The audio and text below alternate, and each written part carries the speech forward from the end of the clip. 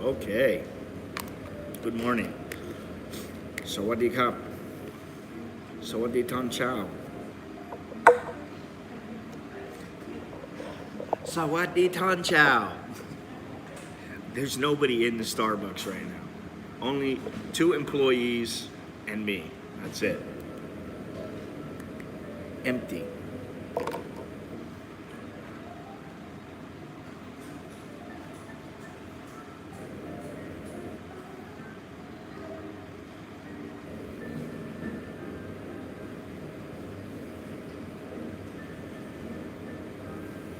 So let's wait a couple of minutes until some people come in here. Hopefully there'll be a handful that will come in.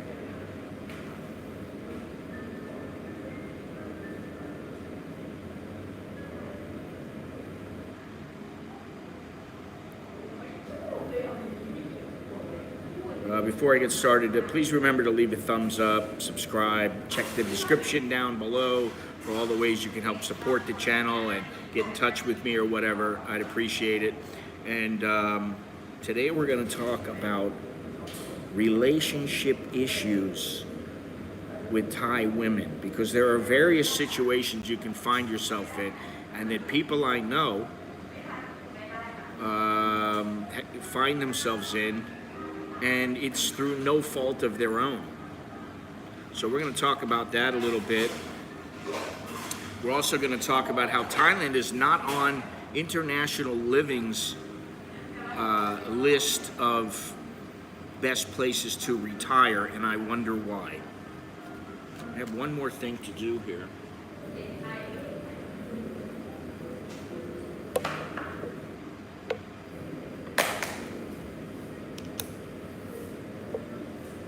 There's never enough time.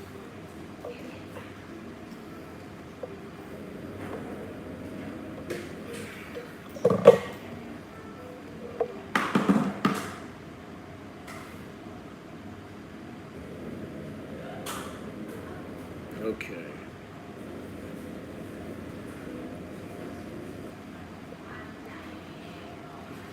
All right. Okay. So how's everybody doing today? Yesterday, obviously, I went to the ancient city, the Muang Baran, and I gotta say that I thought about it overnight, and I thought about something that Longhorns said to me, which is, you know, it's great that it was empty and everything, and we get to have the place to ourselves. But really, they probably should have discounted the price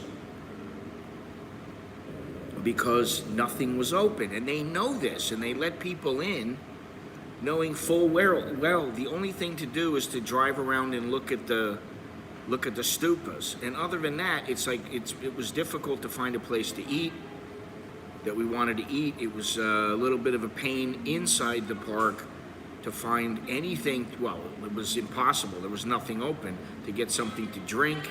You know, there was no coffee shops. There was nothing to see aside from the monuments. That's not worth, in my opinion, 700 baht that Billy paid. It's not worth it.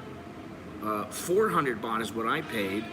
And to be honest, I didn't think it was worth it either. What is that? I'm trying to think of the statues, Nong Kai. I forget the name of it. Wat Salakeo Ku. That's what it's called. Wat Salakeo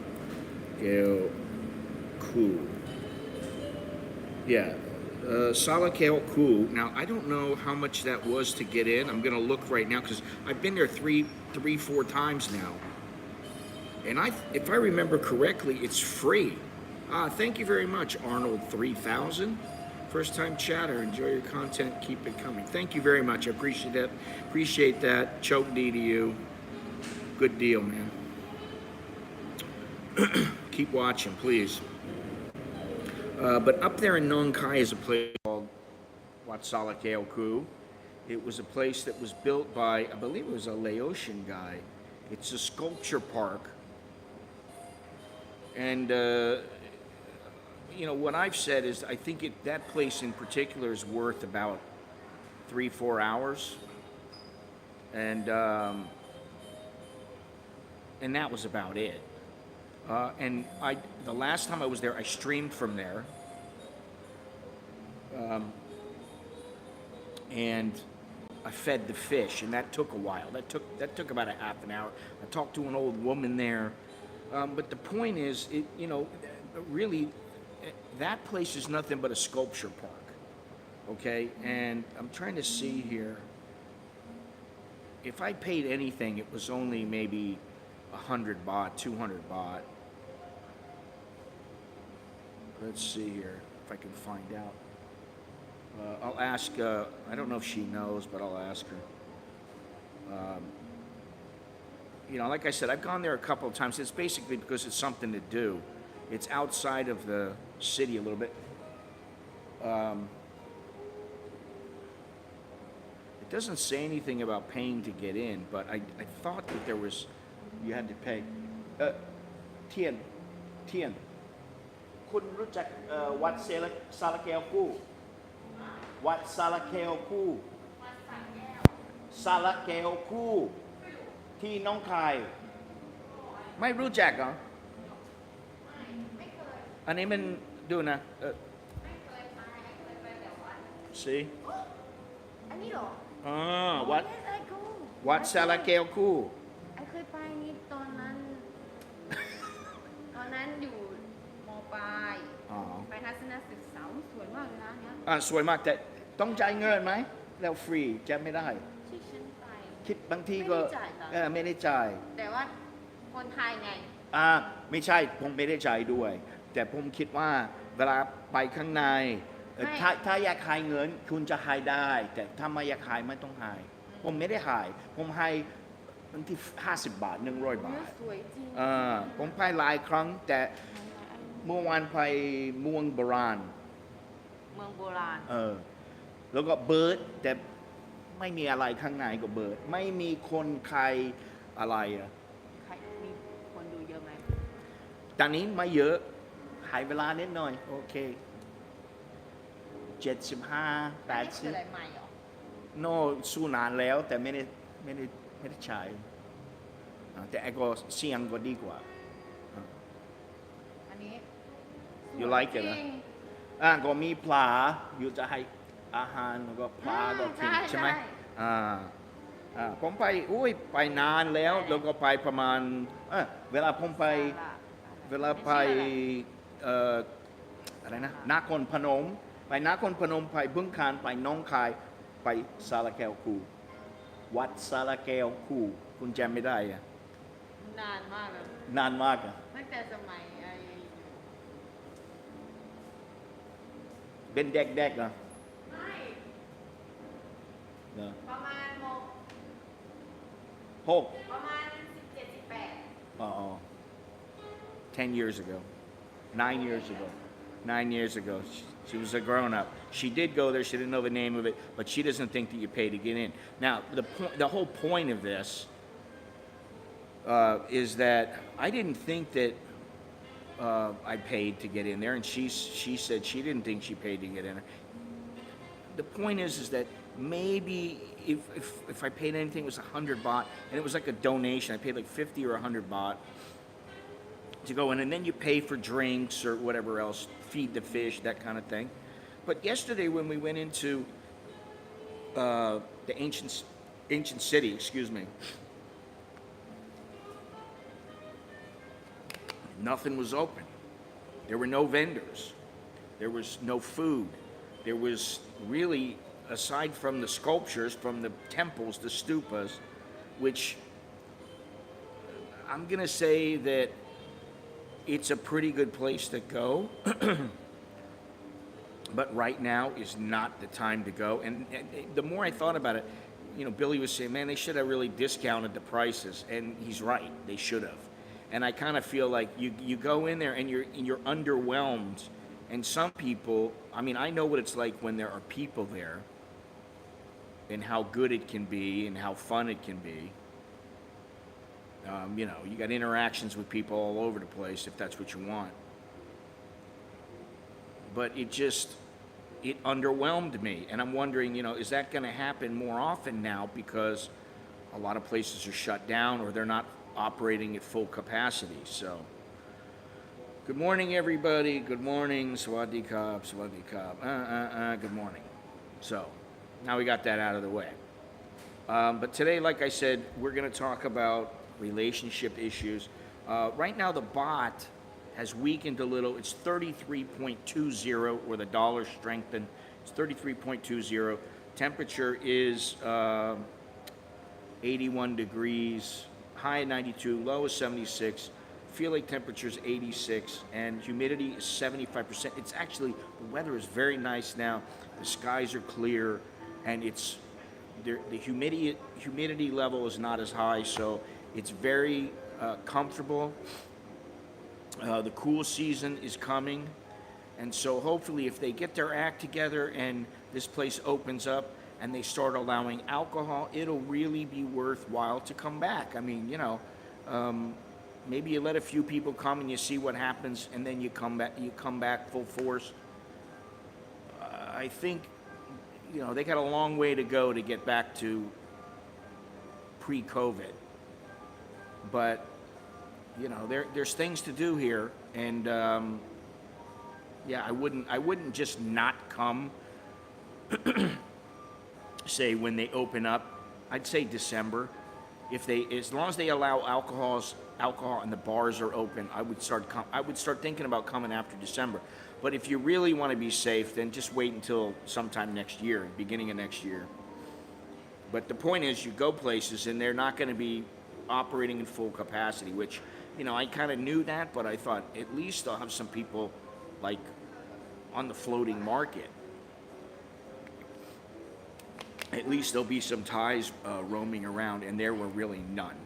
So,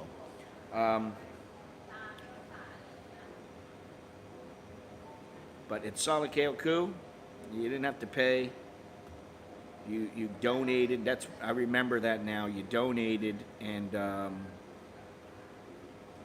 that was okay. They could have charged 200 baht.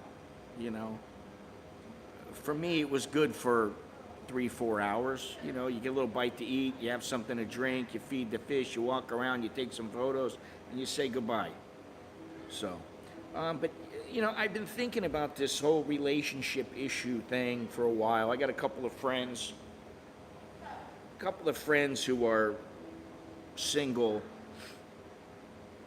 and one of them really, he just goes, he used to be married, and he goes, I wouldn't say he goes hardcore, but I mean, he's steadfast in that he doesn't want a Thai girlfriend, because the last time he got involved with one, she basically lied through her teeth, which that can happen, and so he just went, I don't need the hassle, I don't want to hear about it. And so he just pays as he goes. He gets a girl, makes sure that, she knows this is the deal. Boom, he's done, she's done, out the door she goes, and there's no hassles. But then I know a couple other guys who, they've kind of got into this quasi-relationship. And if you're seeing the person more than once, that's a relationship, no matter what kind of relationship it is. You're carrying on relations. Let's see here. You got relations. And some of the, I said something about this yesterday, but some of these women, they expect the world, and they really don't give all that much. When you get a little older, you realize I don't need him to cook and clean for me. Okay, it helps, but I can, if I really want, I can pay a maid to do that. If you want sex, I mean, and you don't care about having, intimacy and closeness and having somebody to wake up to and having kids and all this other kind of stuff, You can pay as you go. But in some of their minds, not all of them, but in some of their minds, it's like, well, you are the man, you are going to pay, and you take care of me, and I just take care of the house. And, I'll take care of you too, but, only to a certain extent. Some will go farther than others. And then you have some that are genuinely not after only your money.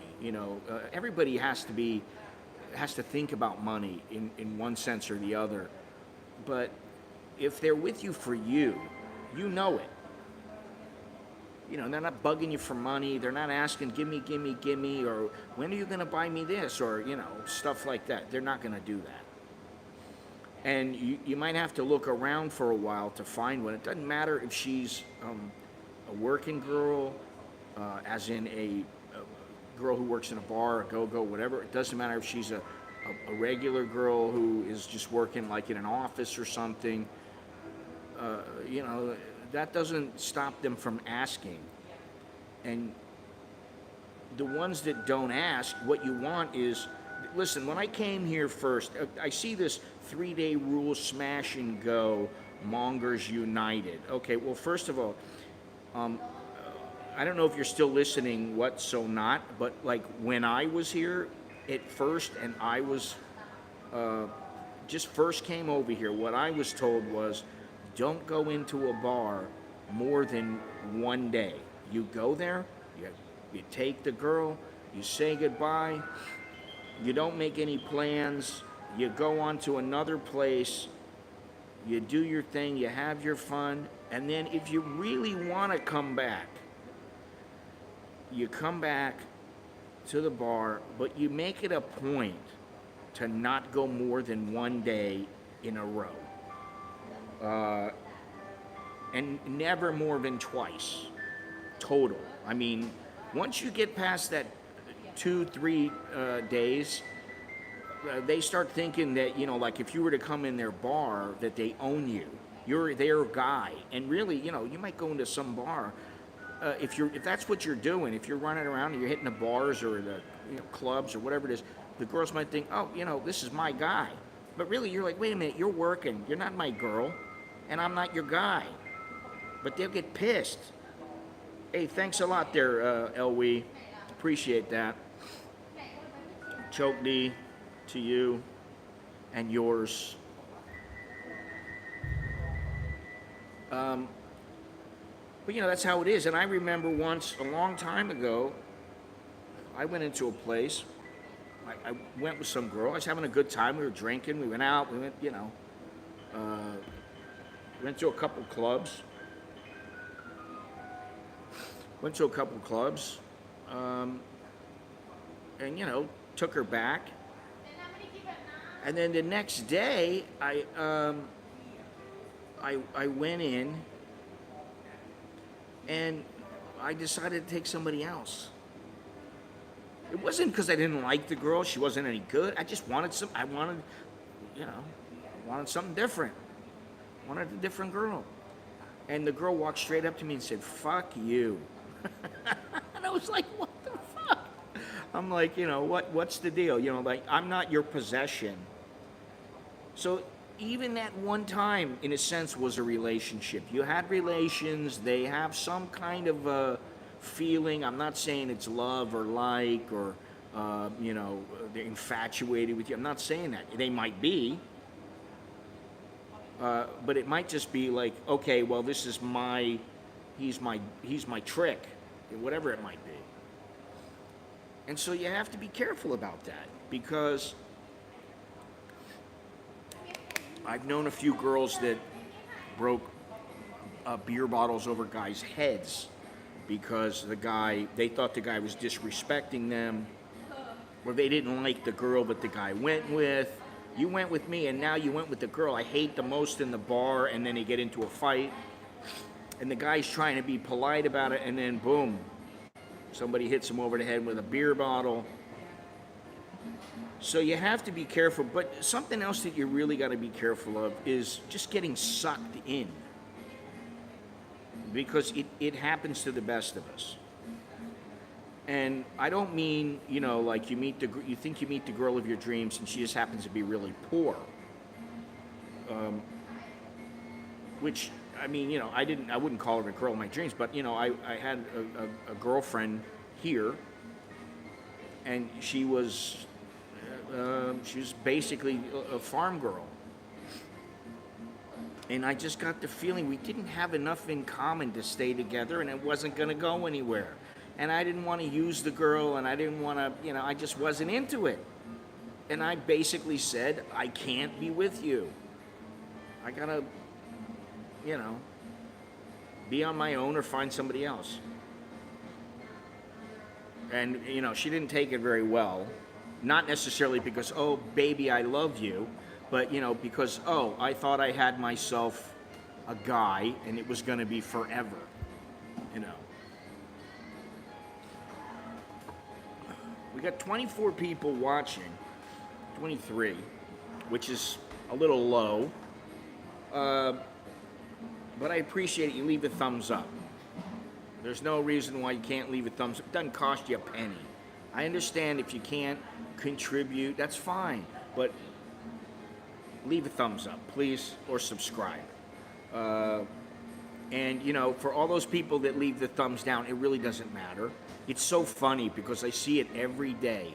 Every day I get all these thumbs down, and then later on in a few hours, the numbers go down. YouTube just takes them off, and I always get about the same percentage of likes. So have at it, have your fun. I hope it makes you feel really good. Oh, God. You know, it's all about perspective, and that goes for relationships with Thai women as well. You know,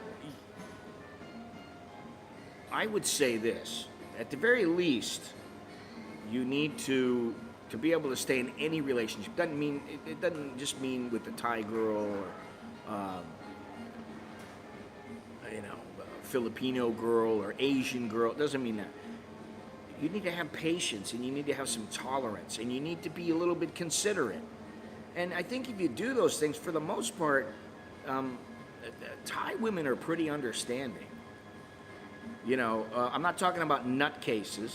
I'm not talking about girls who are, you know, working in bars and who are getting trashed every night, and they're out of their heads drunk, and, you know, you say the wrong thing, and it just sets them off, and then they want to kill you, or, you know, they don't want to talk to you. And then some of them are very young. They're, you know, 20, 22. That's young. And for most Thai women, that's still young emotionally. And so they might not deal with you in a manner that you think is befitting for someone who's an adult. And I think that there are guys out there who maybe they're not commenting right now, but I think they know what I'm talking about. They're lurking. They probably know what I'm talking about. I've got enough letters from people where,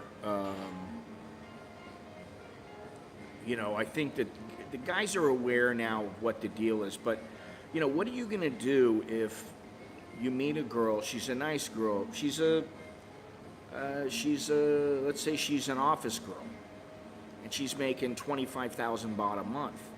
You know, she's got enough to live off and be a little bit comfortable. And then she comes to you and she says, you know, you've been with her for a couple of months, say 3, 4 months, 6 months. And she comes to you and she says, honey, my father is very sick. He's got heart problems. I don't know what I'm going to do. He doesn't have insurance. The government doesn't cover him, or the government does cover him, but he still is going to need quite a bit of money. What are you going to do? If you can save the guy's life, you know, by giving her $500 or $1,000, or you got to pay, you know, $200 a month, but you can save the guy's life if you do that for, say, 6 months. But you really don't know the girl that well, or you're not ready to be involved with her. What are you going to do? You're just going to go ahead, just Sorry, but and now some guys will do that. Some guys will do that, and they'll be cold, and they'll just be like, sorry, I can't help you, And I don't know, but that would really even be the right word, cold. Have you ever heard about angry Thai girls paying a taxi mob to give a farang a beatdown? No, I haven't. I have heard of girls who would pay somebody to go to your room after, like what would happen is maybe they would say, you give me 2,000 baht, and then some bonehead goes, hey, you really didn't give me good service. I'm going to give you 1,500 baht. And then she goes and gets her little taxi boyfriend or big taxi boyfriend, taxi driver boyfriend or moto driver boyfriend or brother who's a Muay Thai fighter or something. And the guy comes banging on your door. Now, that's never happened to me. I've never had that happen because I don't let it get to that point. I never let it get to that point. I never let myself get in that kind of a position where there was that kind of negativity and vitriol. I think that's the word I'm looking for. I always say this, and I know, sometimes I come off as a bit harsh, and Patia Bob, you're going to have to come in the stream. I don't know what you're talking about right now. You're going to need to come in the stream because I'm busy. God, I got to turn these messages off, these notifications off.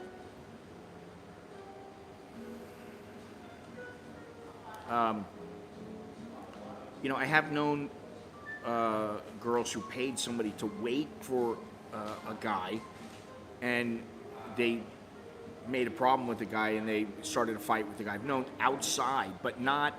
Hang on a second. I got to turn this off. It's bugging me. Sorry about that.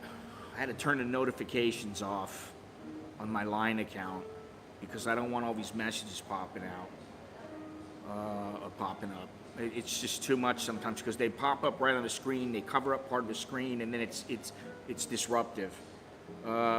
So yeah, I would say, but I would say be very, very careful.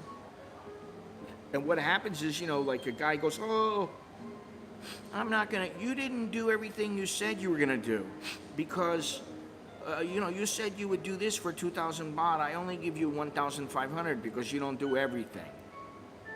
And maybe it was because the guy blew his load too fast or something, or maybe it was because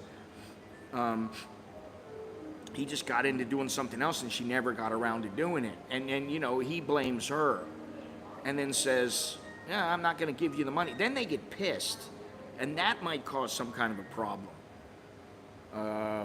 But every once in a while what they'll do is they'll say, give me this much, give me 2,500 baht. And then when you're done, they're like, oh, come on, tip for me, give me 1,000 baht, something like that. And you're like, no, I'm not gonna. And then they get pissed, and it's like, well, then get pissed. I don't care. Go on.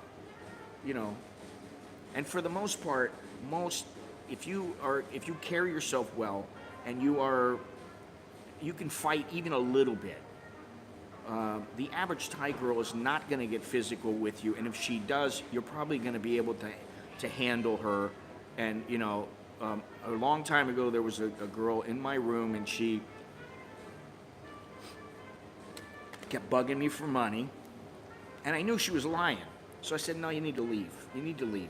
So I opened up the door, and she didn't want to leave, and I said, listen, we're going to do this one of two ways.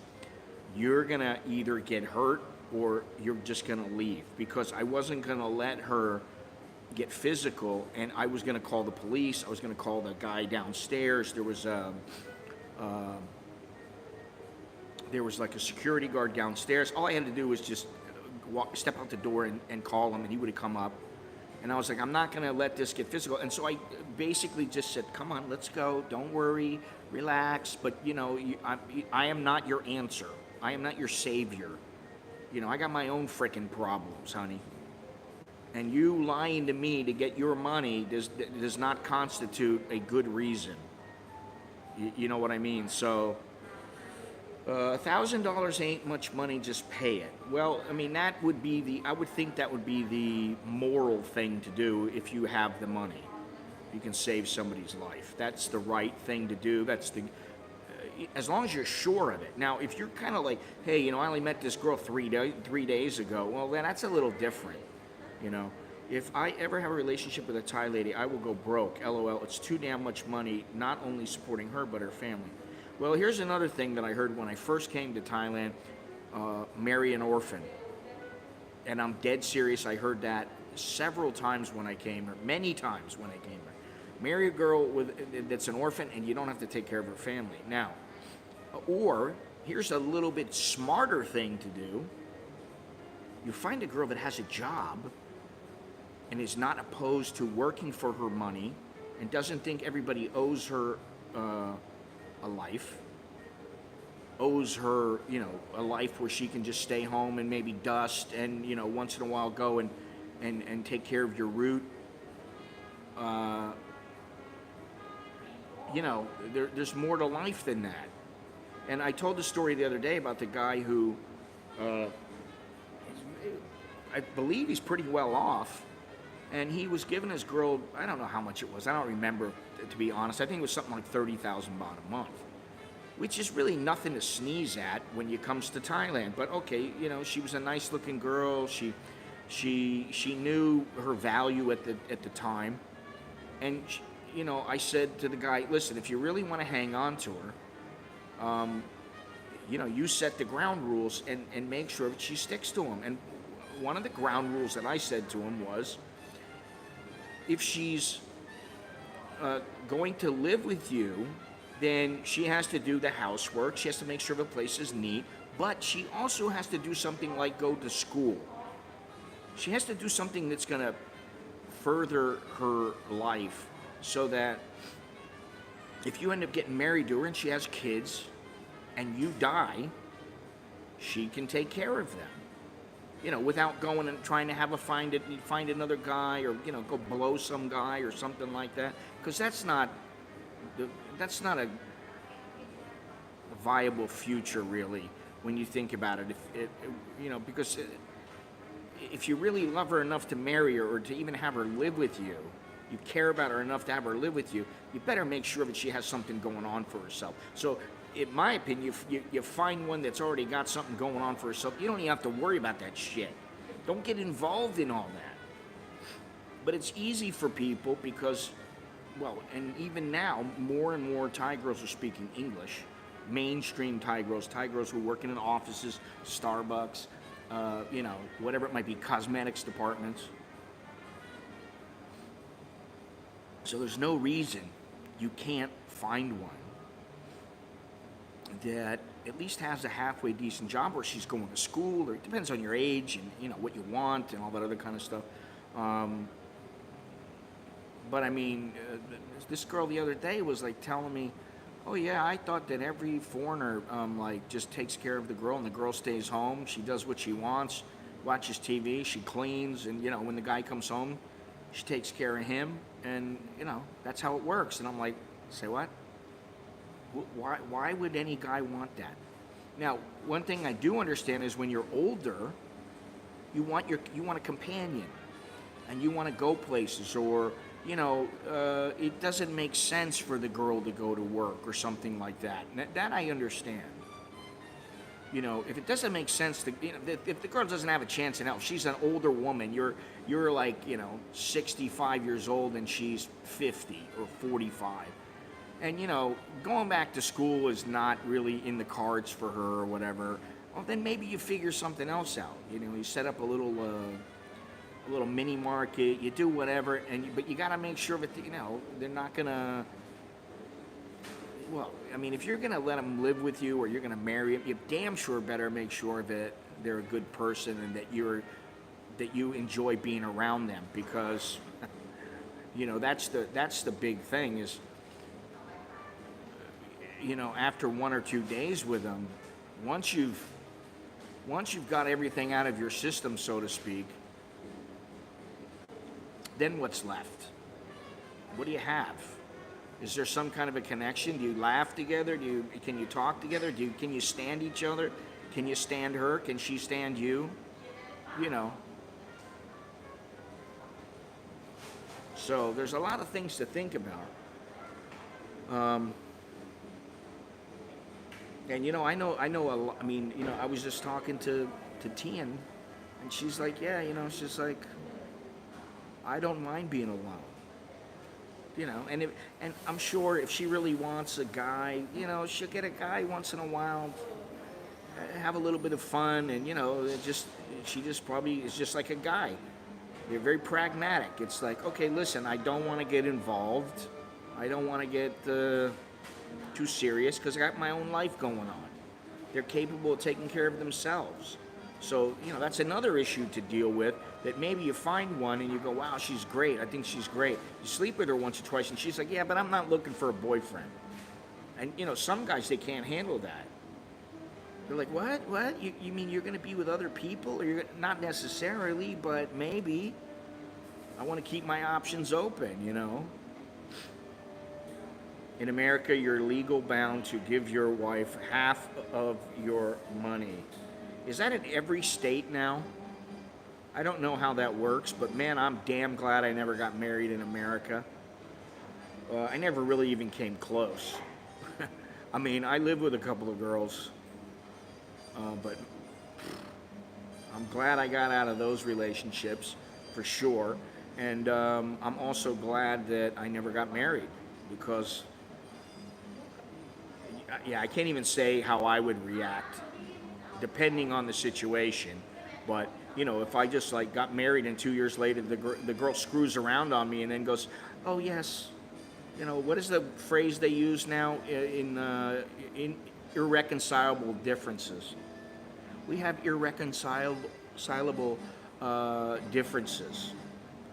Really, we didn't have any until you started, banging the mailman.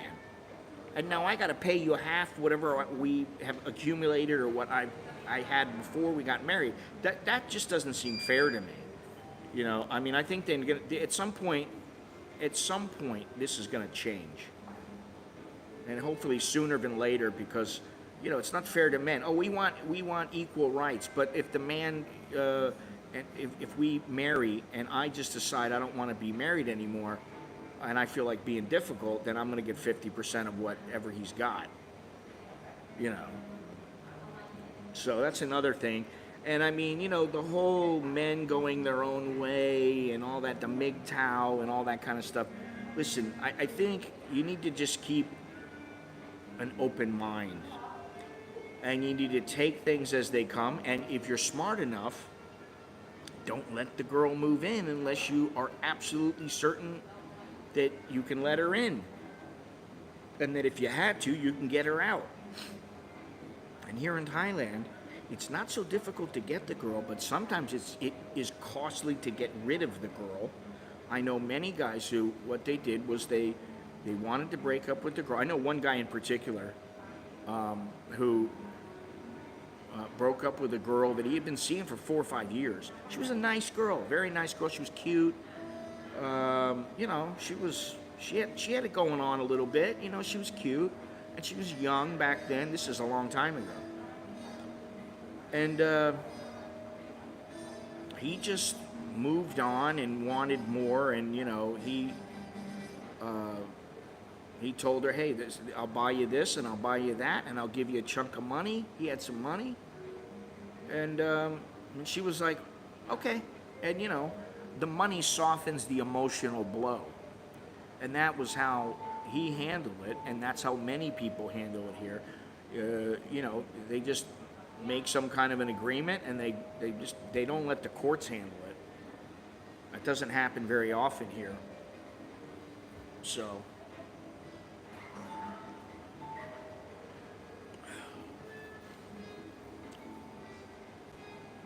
but I'd like to know, if any of you had any of these experiences and stuff. And I'm not talking about, oh, my buffalo died, Papa, he my sabai, that kind of stuff.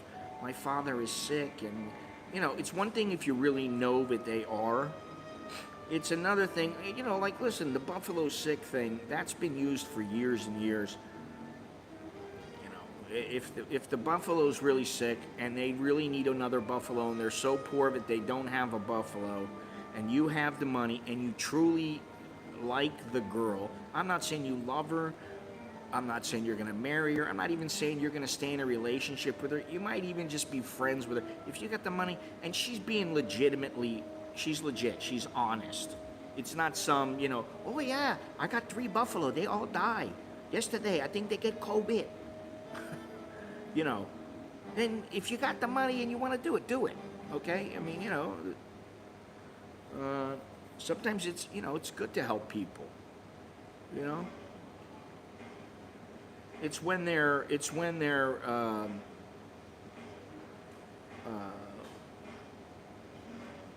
what's the word I'm looking for?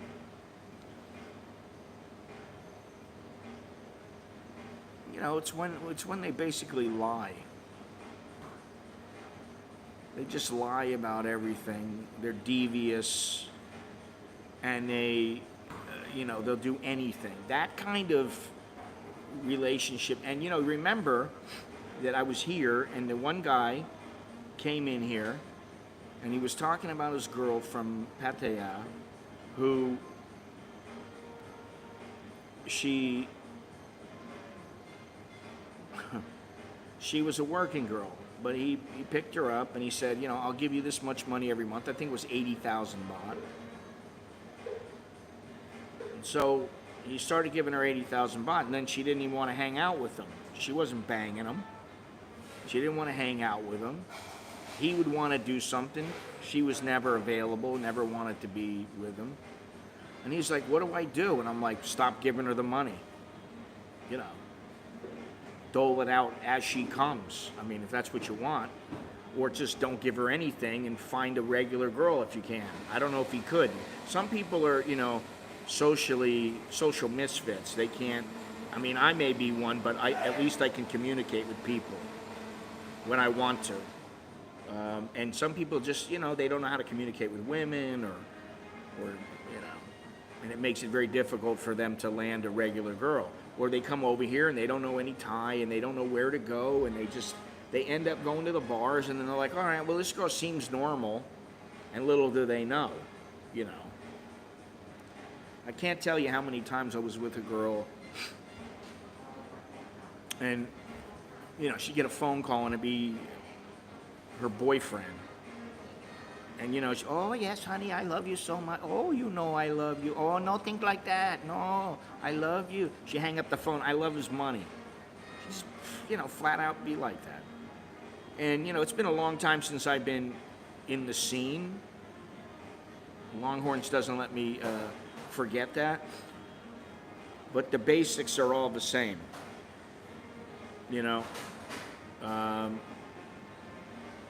Especially if you don't know what you're doing, do not get emotionally involved with a working girl. If you know what you're doing, be careful. If you are like an old hand, all right, you don't need to listen to me. You probably know exactly what you need to do and how you need to handle things. And sometimes, the girls they're in the situation. Some are in because it's a big party and they're making money and they think, oh wow, this is the best. I make so much money now compared to how much I would make working on the rice farm.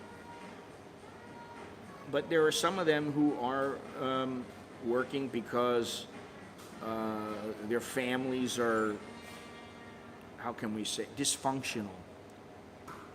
And they want to get out of the house. They don't know how they're going to be able to pay for their own way. They're uneducated because the family might not have paid for them to go to school past a certain point. So there's all kinds of things to think about,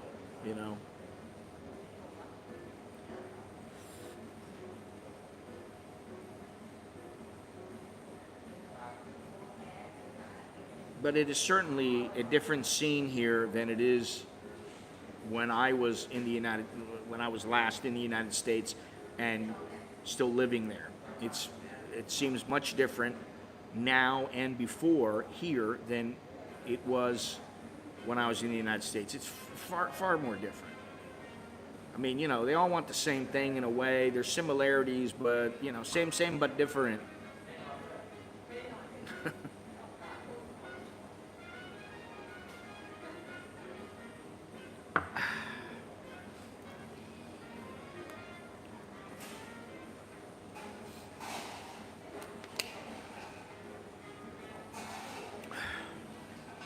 Any thoughts?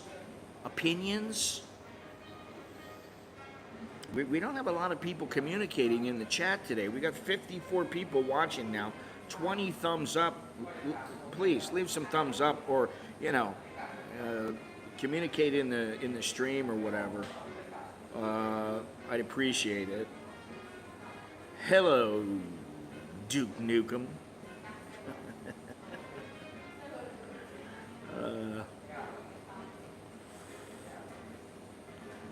But I obviously I'm a little bit older now than when I started the stream, and I'm older than when I first came over here, much older. But I can say that I am very happy that I am not involved in any kind of a pay for play scene, and also just in the dating scene in general. Think about this. I mean, like when I first came over here, very few people had cellular phones, and then I started noticing that some of the girls had phones. People that I saw, they were having more and more of them had phones. And I thought maybe I should get myself one of these. Little did I know. And now look at it. I sympathize with my kids, because I'm like, how are they going to handle it when they got some girl and they like the girl, and the girl's like, just 1 minute, I need to text my friend, whatever her name is. I need to text my friend Nook. Wait, okay. Oh, no, now I have my friend Somchai, he sent message to me. He's saying my brother, and they're sitting there all day playing on the phone, or they're playing, Farmville, or whatever the game of the day is. I have to say I'm fond of dating Latinas lately, and culturally I feel it an easier adjustment. Now, are they on the phone all the time? I'm curious to know that.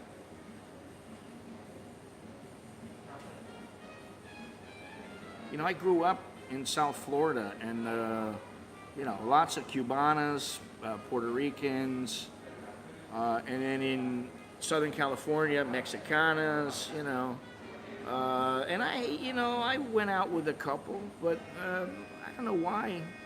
Maybe I'm too much of a white boy. I don't know what it is. Maybe because my Spanish was pretty shitty, and I try to, hola, muy linda. The chick I visited, I had it put away the whole day when we went out of Salvador. Very respectful to me and sweet. Well, that's how they should be. And I often talk about how my wife had an iPhone, I think it was a 5, and she just bought it. She's like, I don't know why I bought this. I just, everybody's getting these. I thought maybe I would like to have one, and I'll, so she started checking it out, and she just goes, you know what? If you want it, just buy it from me. Pay me what I paid for it. Like, I'm talking about like after a day. She just goes, I just want a phone. And now it's like, she does business on her phone, she watches YouTube, she's just, it's a tool for her as well, but it's also her entertainment. And I like to play Triangleville. Oh shit, that's what I forgot to do. I forgot to put up the titles of the morning show. I think I need to leave out toilets and triangles. I need to leave that out of the title. I went to Nicaragua, but I didn't partake in anything. But in Colombia, I didn't partake in anything either. But I do remember there being one girl in particular, and I thought, holy shit. And then the next thing I know, man, every time I saw her, there were guys around her. It was the convention, a boxing convention.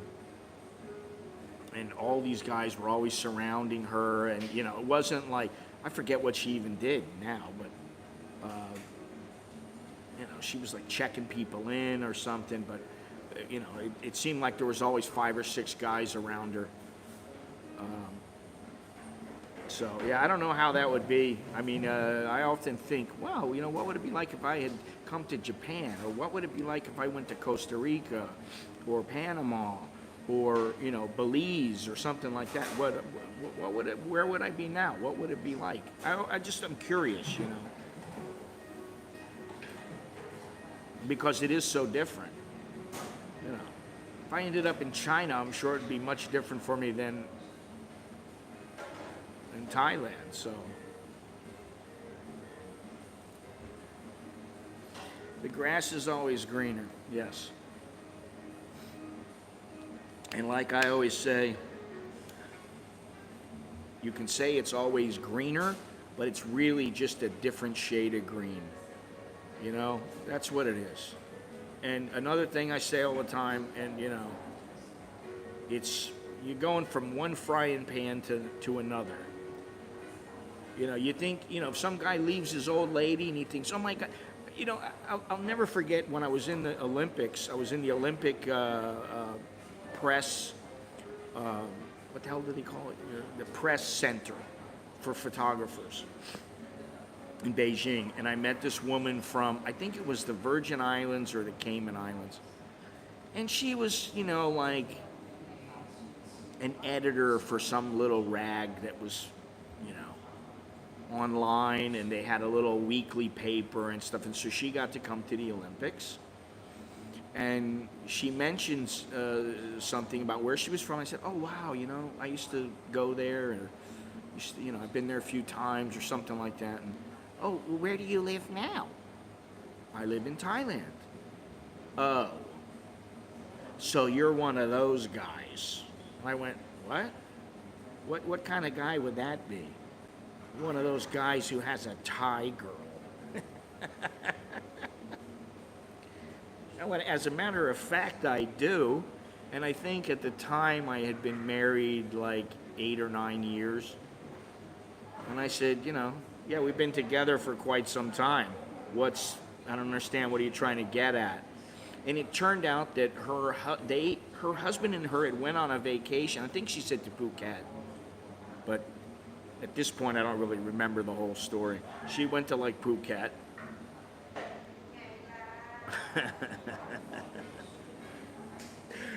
And her husband went out and he met some Thai girl, you know, at a bar. The wife wasn't with him, and she was how can I say this tactfully? She was a piece of work, but she was an old grumpy woman. Now maybe she was that way because she felt slighted by her husband. I don't know, but that's how she came off to me, an old grumpy woman. And I don't mean a little bit grumpy with a smile. I mean she was just a grumpy old woman. And you know, almost, if you remember the movie Jaws, and you remember the little boy's mother, the little boy went out and he was like on a raft or something, and all the people came running in when they found out there was a shark coming in. And there was a shark in the area. They all came running in, and she's standing there. She had a floppy hat on, and she's looking for a little boy, you know, whatever his name is, Tommy. Oh, Tommy, Tommy! She's screaming for him, and he doesn't come in. And she realizes he's the one who got hit. And then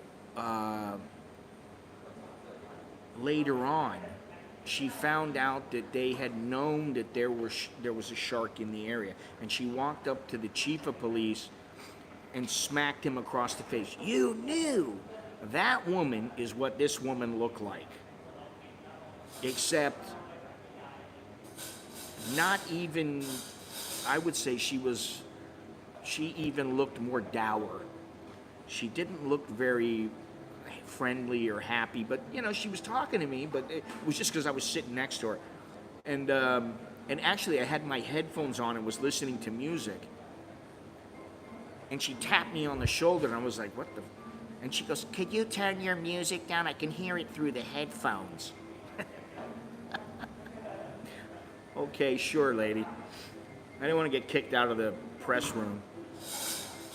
And it turned out, though, that her husband had cheated on her. And she found out, and he admitted it to her, and he left her. And so she was just pissed off. These things happen. I wonder why. I live here 10 years now, and I stay far away from bar places, but now the last year I've been driving and live in Roy Et, Yasaton, Amnat, Ubon, and all districts. Many working girls are home now, trying to figure out how to explain the girl that I want a family, and she's still eating burr. Eating what?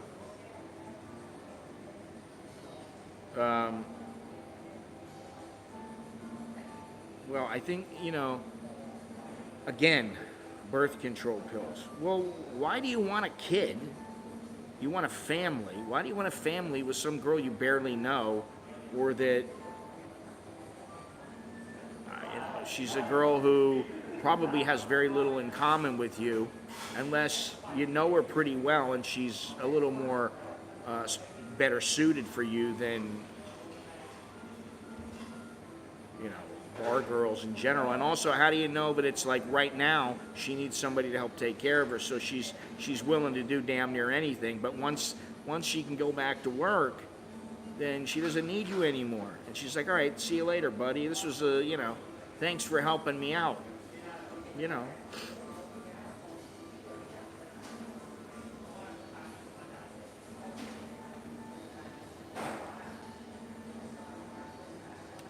I think for the most part, if you remember, that working girls, they have a function, and you have a function for them. And it's very simple. It's a business transaction. If you want more than that, then you better take the time to get to know them. You better expect to fail and hope to succeed. And you better know what you're doing. And if you've been here 10 years, I would think you probably know what you're doing. So,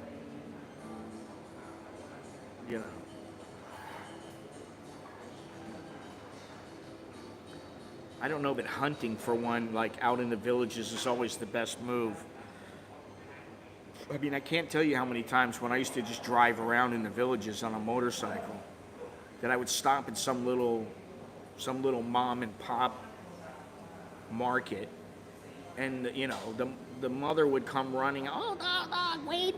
I said you need to meet my daughter. And I was like, and me, like in my brain, I'm like thinking, listen, why would I just hook up with her for no reason? I gotta try it out. I gotta drive the car before I decide to purchase it. I mean, and then why buy the cow when you can have the milk?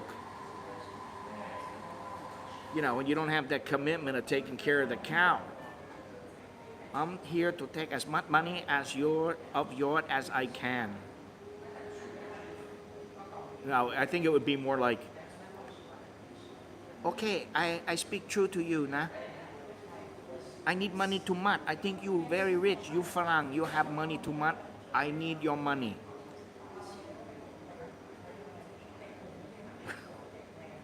Gennaro coming out with the zingers. I mean, it's a fine line.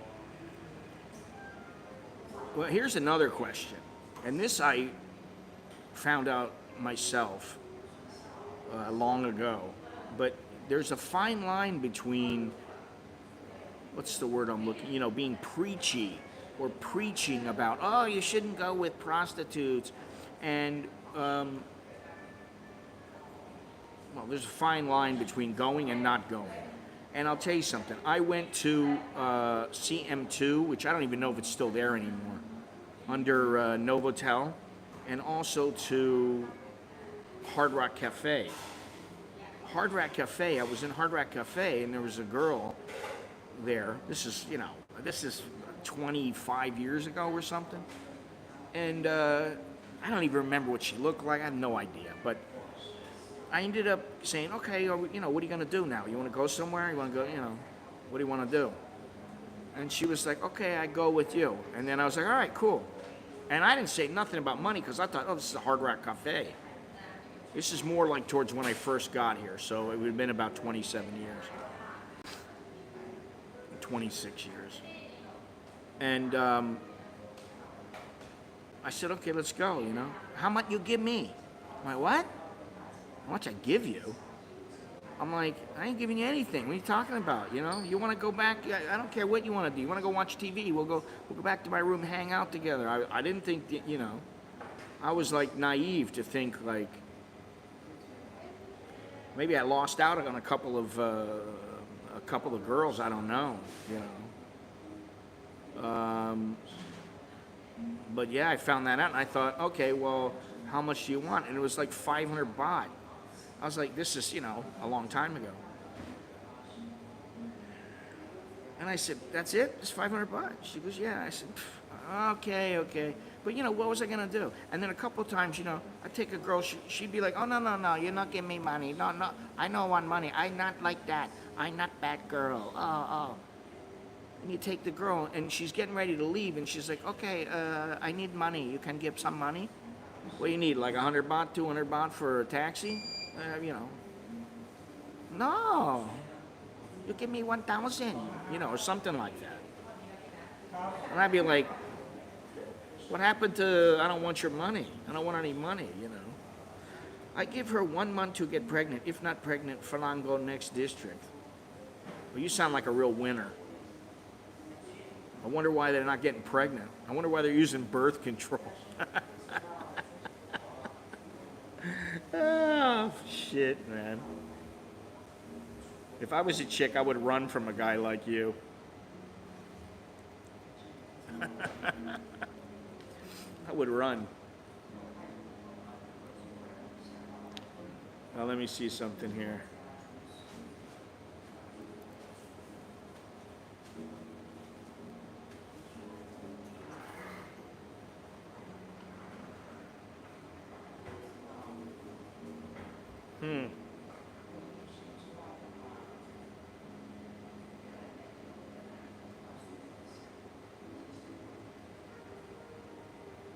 I mean, yeah, okay, now I see.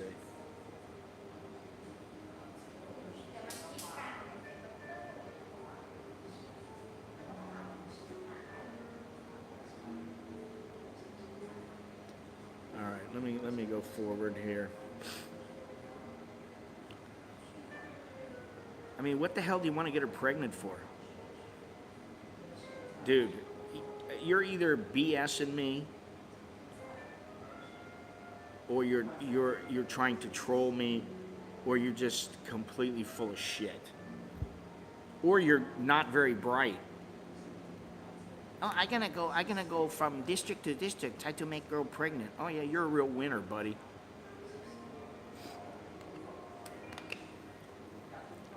Whatever, you're the one who's got to deal with the repercussions.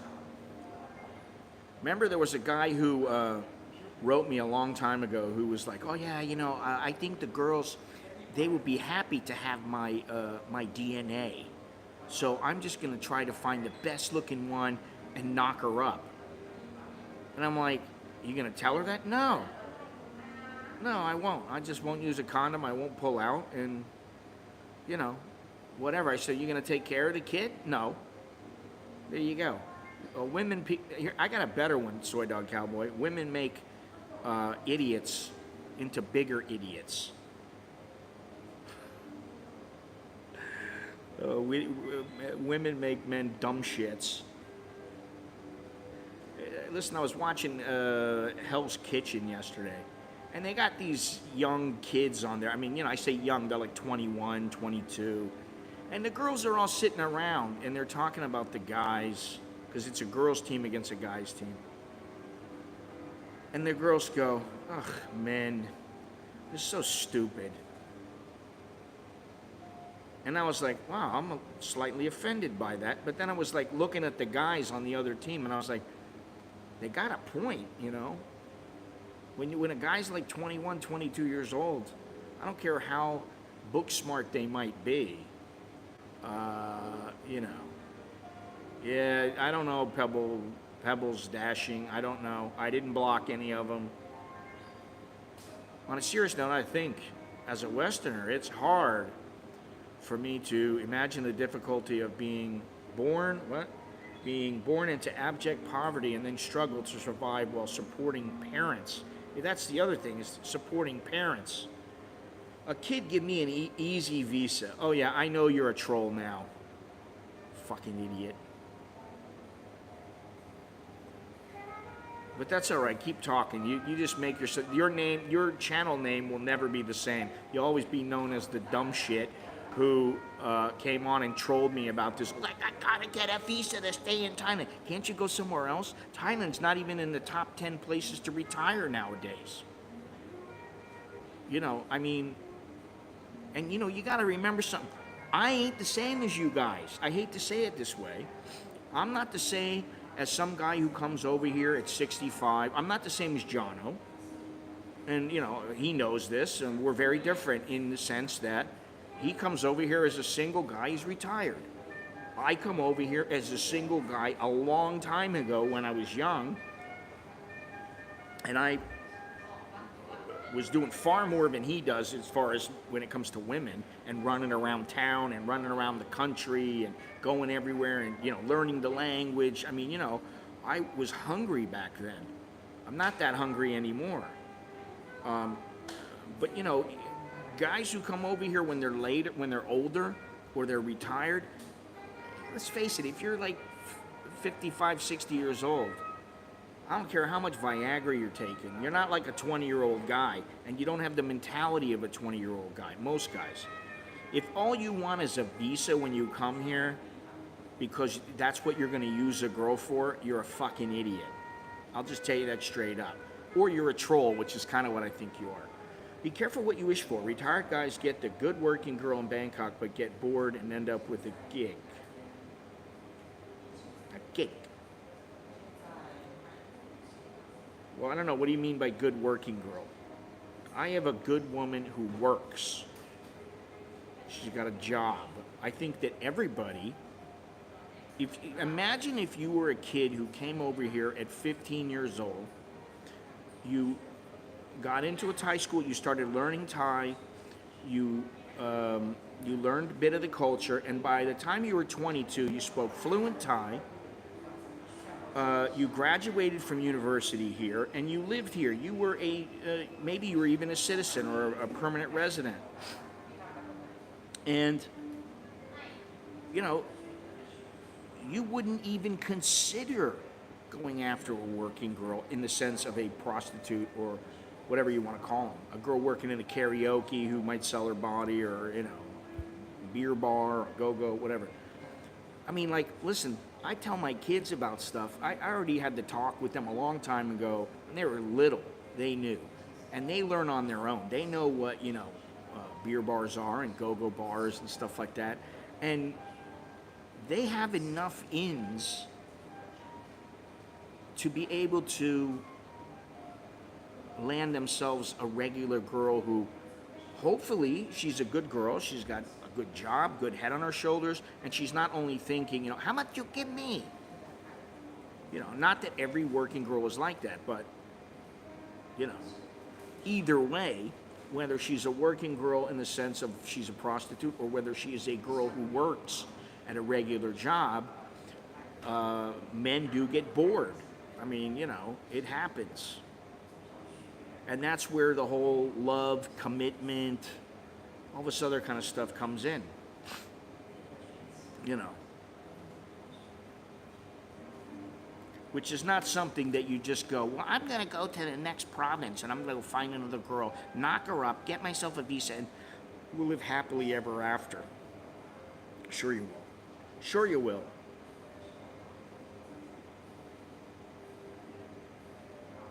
Trust none of them. Just don't assume they have the same morals as Western people. I think trust is something that is earned over time, and it always pays to be slightly distrustful. Now, I don't mean, like, where are you going? What are you doing? How come you came home 1 minute late? I'm not talking about that kind of shit. That's just stupid. And, if you're not willing to just go, okay, I trust her, and if anything happens, then, it wasn't meant to be. That's the way it goes, and you're willing to do that, and oh, okay, maybe that could happen, then, then go for it. But some guys are just like, so, I can't trust them, I don't want to be with them. I can't trust them 100%, I don't want to be with them. I understand that, and understand that sometimes it can be a financial issue, especially in the United States or some other places. Trust but verify. There you go. Trust but verify. Yeah, that's a good one. That is good.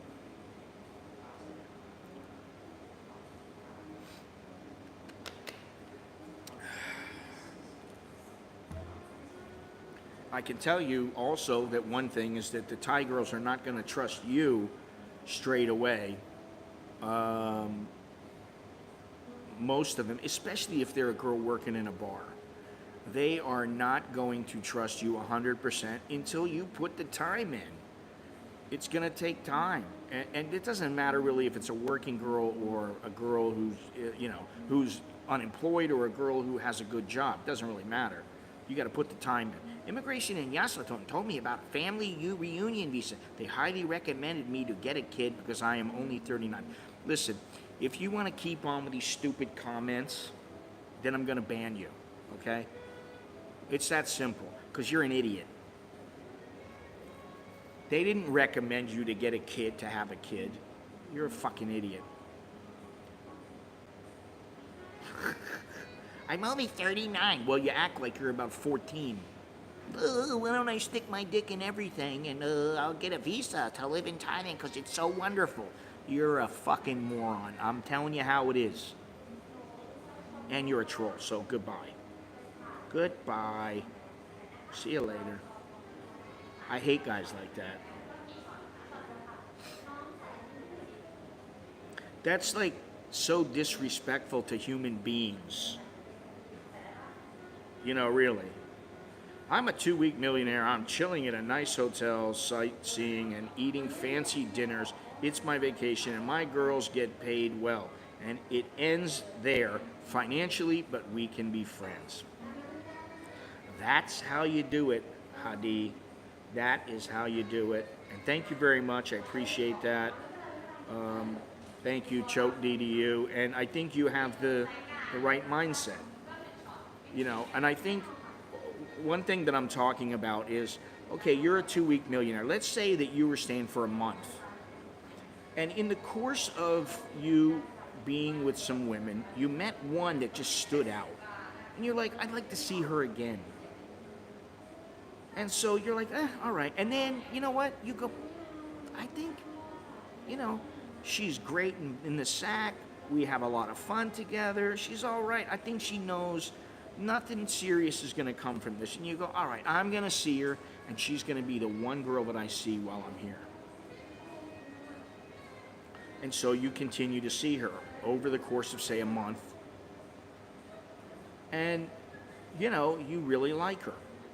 And she comes to you, and she's like, she just tells you, she's like, I don't want your money. I really don't want your money, which, that in itself could be a ploy, but, that's why over the course of a month or two, whenever you're with her, you need to figure this out. But she says, hey, I don't want your money. I mean, yeah, it helps me, and I'm glad that you pay me, and, it's very nice, and blah, blah, blah. And yes, I'm working, but I do like you. And then maybe you go home with her, or you don't go home with her, but you find out that the reason that she's working is because she has to take care of her mother. Her mother is ill, and she really is ill. And she pays, and she spends most of her money to take care of her mother. Now, she doesn't have enough. And let's say that, you know, if she had a little bit more, her mother might actually be able to recover. What do? You just go, well, listen, sorry, honey, you're a working girl. You know, I'm just not. Some guys will go, I wash my hands. I paid you, you know, I paid you. And, we did our thing, and it's a business transaction, and that's the end. And some people will go, all right, listen, what you're asking for is $700. And I know for a fact this money's, I'm going to go with you to the hospital. This money's going to be paid to the hospital. Your mother will be better, and she will have minimal problems after this because I helped. What do? It's a moral dilemma, in my opinion. And the good ones, the really good girls, they're the ones who suffer because of all the bad ones. So it's a merry-go-round, really, because there's good guys that, you know, guys who are promising. I said this before a long time ago. They will do anything to save face. That's not always true. I mean, yeah, it can be, but it's not always true. They're, you know, Google keeps blocking my comment if I write it normally. One thing I will say is that you don't want to make a girl lose face in front of your friends or in front of her friends or family member. You don't need to do that, and you might not think it's a big deal, but it can be. You know, and I'm talking about, maybe you're talking about how beautiful your last wife was, or your last girl was. My last girlfriend was so beautiful. She was Miss Thailand. And the girl sitting with you is just like some little farm girl, but she's really cute. And she's like going, she was Miss Thailand? What? You know, you don't need to do that. I have sent some passport girls some money. They were a great time. I got pictures and videos, and I'll send you a little, but after that, they get blocked. No worries, no worries. So, you know, that's the other thing. Like Gennaro said it, and the guy, what's his name? I think Gennaro said it. The guy, Green Mountain Trader, said, you know, $1,000 ain't too much, just pay it. And, you know, like, it really depends, because some families, they need help. They definitely need help. And if you have the money, then it's not, you know, really, if you have the money, what's the problem? If you love the girl, you understand that her family had a hand in raising her, then I'm not opposed to helping her family. It's what I talk about, and what I've talked about in the past, is you're talking about, we're talking about girls who are, they basically just lie. They lie, and they're deceitful. And, you know, they deceive you into believing, oh, you know, my family is this, that's my brother, when really it's her boyfriend, that kind of thing, you know. Yeah, I mean, you know, one thing that I will say is that when I lived down in Sukhumvit Soi 1, I would go out sometimes. I wasn't looking for any action. I would go out, I'd have a good time. And, you know, I would see girls that I had met, that I knew, that I saw all the time. It might be at night, and I was out just to, maybe I wasn't even having a drink. I was just going out to hang out with my buddies and have a soda or have a meal, and then I decided to go to a little place or whatever. And I'd see some girl on the street, and she'd be sitting there, and, you know, there were times when a girl would be eating dinner, on the street, you know, with her girlfriends or whatever, and I would ask the person who had the spot, the person who owned the stall, I would say, how much is their bill? 150 baht. 5 girls, 30 baht each. Okay. I go, here, just pay it. And then I would leave. And I would make sure that I heard that, oh, it was getting paid. But that was really never a problem. I would do stuff like that once in a while. Or I'd see some girl and she was sitting there and she looked kind of down. I mean, what's the matter? I no money. I go, here's a couple $100 baht, you know. I think there's a difference between being kind and being stupid with your money. And Longhorns and I had this talk yesterday because we were walking from the SkyTrain, and he goes, oh, we took the wrong exit. We should have turned right. Instead, we turned left. Now we got to walk past all the people who are sitting there asking for money. And there was like 4 or 5 people. And, you know, it's just like with these people, with the girls. It's like, if you see girls everywhere, and they're asking for money, you can't give them all money.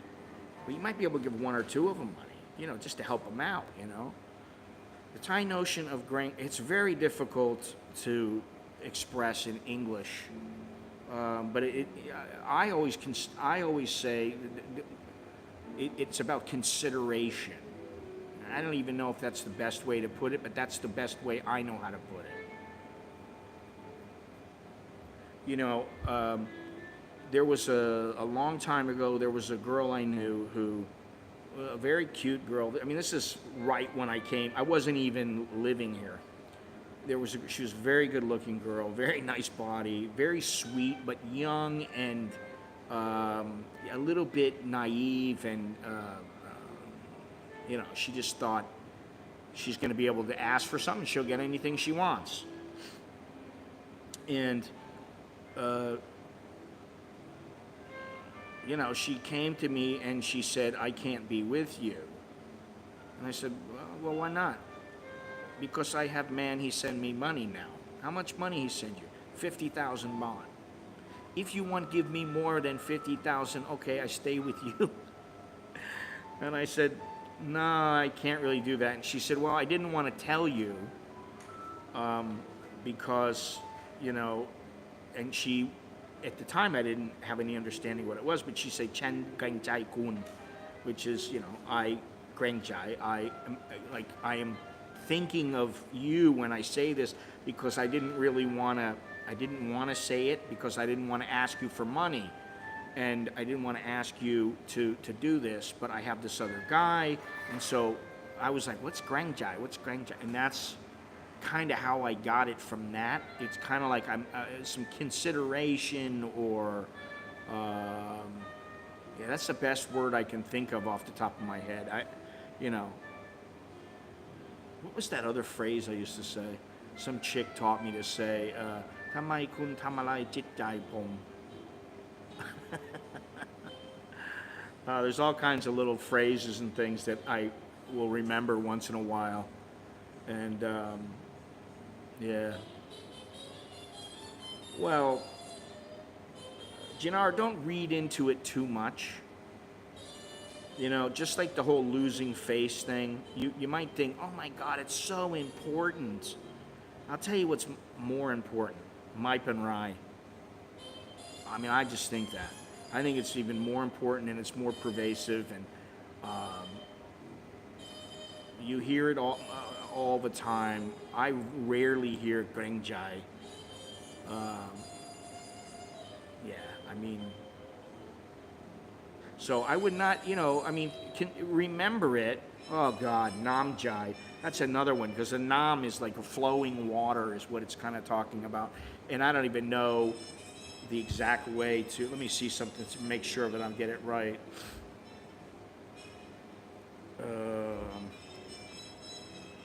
Yeah. It basically means you can go with the flow, is my way of saying it. It says, water of the heart is very important. When Thai people say that, the person has Nam Jai, it means that this person is happy to make sacrifices for friends and extend hospitality to strangers, which, yeah, okay, that's what it is. But it also means they're willing to be flexible. They'll be willing to be flexible with someone in order to be considerate of them. Ching ching. It means expect to take her and her girlfriends to dinner and pay for it. Well, that's not necessarily what it is. In fact, I had to do that with my wife the first couple of times that I went out with her. And the reason that they do that is there's several reasons. One, they don't trust themselves around you. Like they feel like they don't want to, like they might like have strong feelings for you and they want to jump your bones, and then they have a friend with them that kind of like squelches that a little bit. But also they have a friend there, and the friend can determine what kind of a person you are to see if she feels the same way about you, like, oh, he's so lovely, you know, oh, he nalak, oh, you know, oh, he speaks so well, you know, and that kind of thing. I missed it.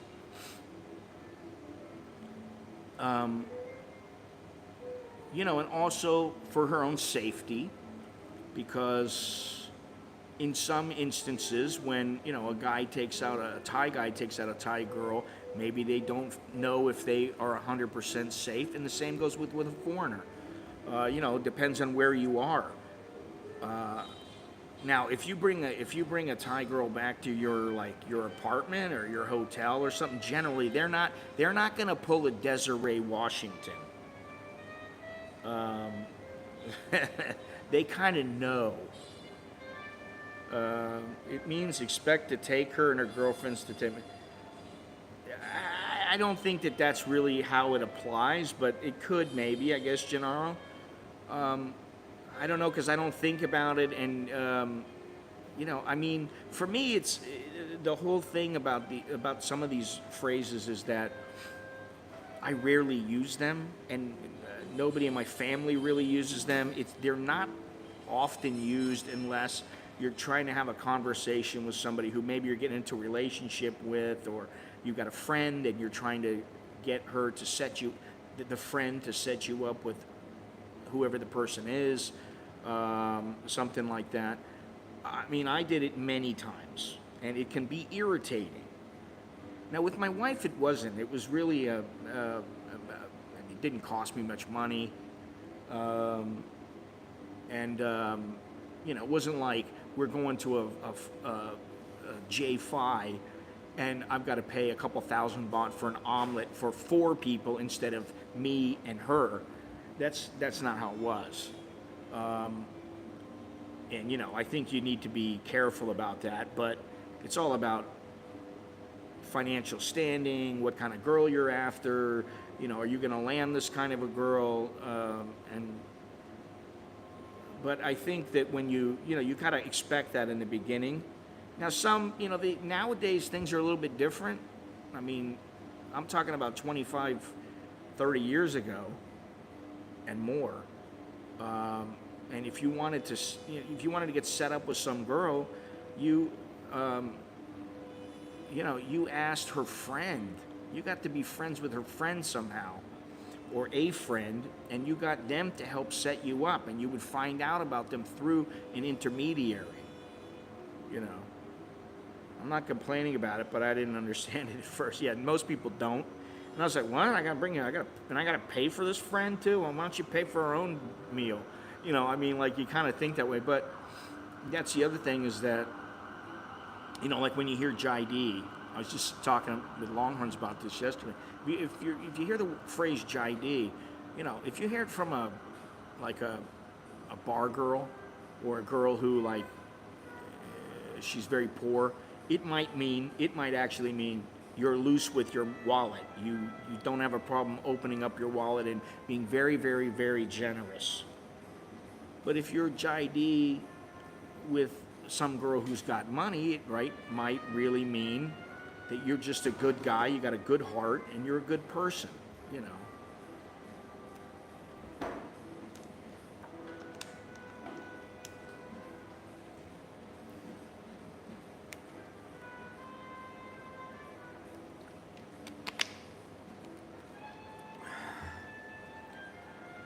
I mean, at the end of the day, if 2 people really want to be together,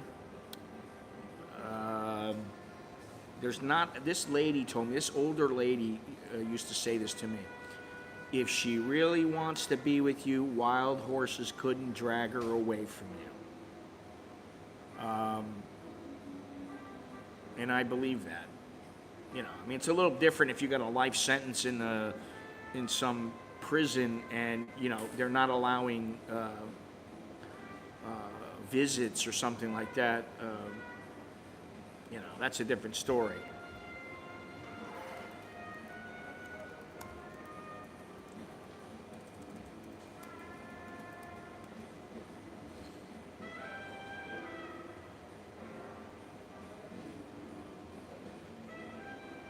But I think in many ways, if you really want to be together, you'll find a way. And if you don't, you'll find something that works. And if it doesn't work, move on. You know what I mean? Like even you know, with women, I mean, you know, next, go on to the next guy. You don't have to go running from guy to guy. You don't want to do anything that's really unhealthy. You know, like, oh, I gotta have somebody right now. No, you don't.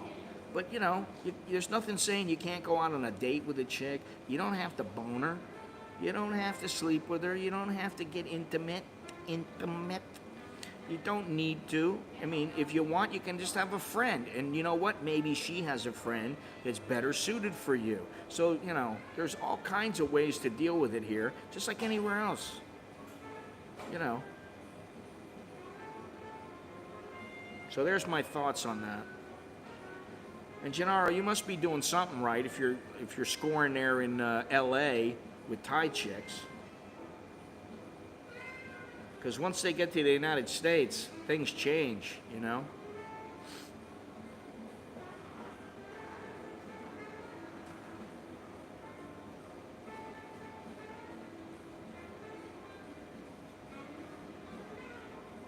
Ching ching, oh ching ching.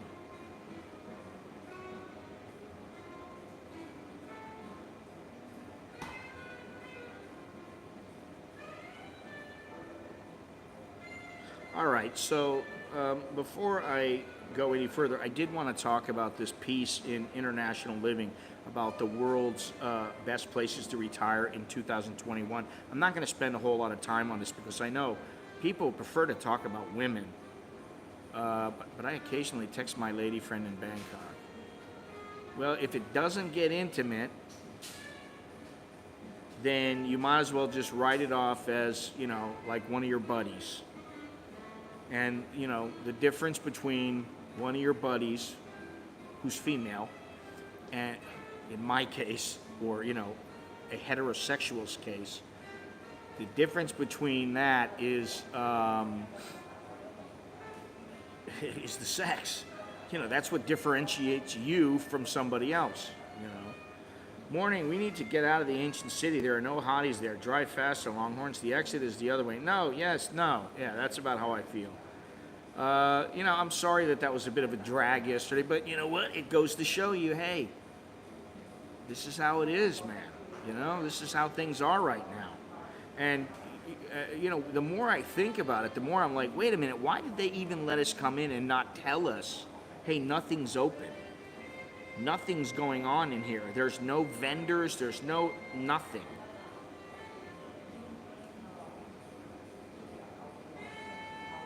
You know, they didn't say that.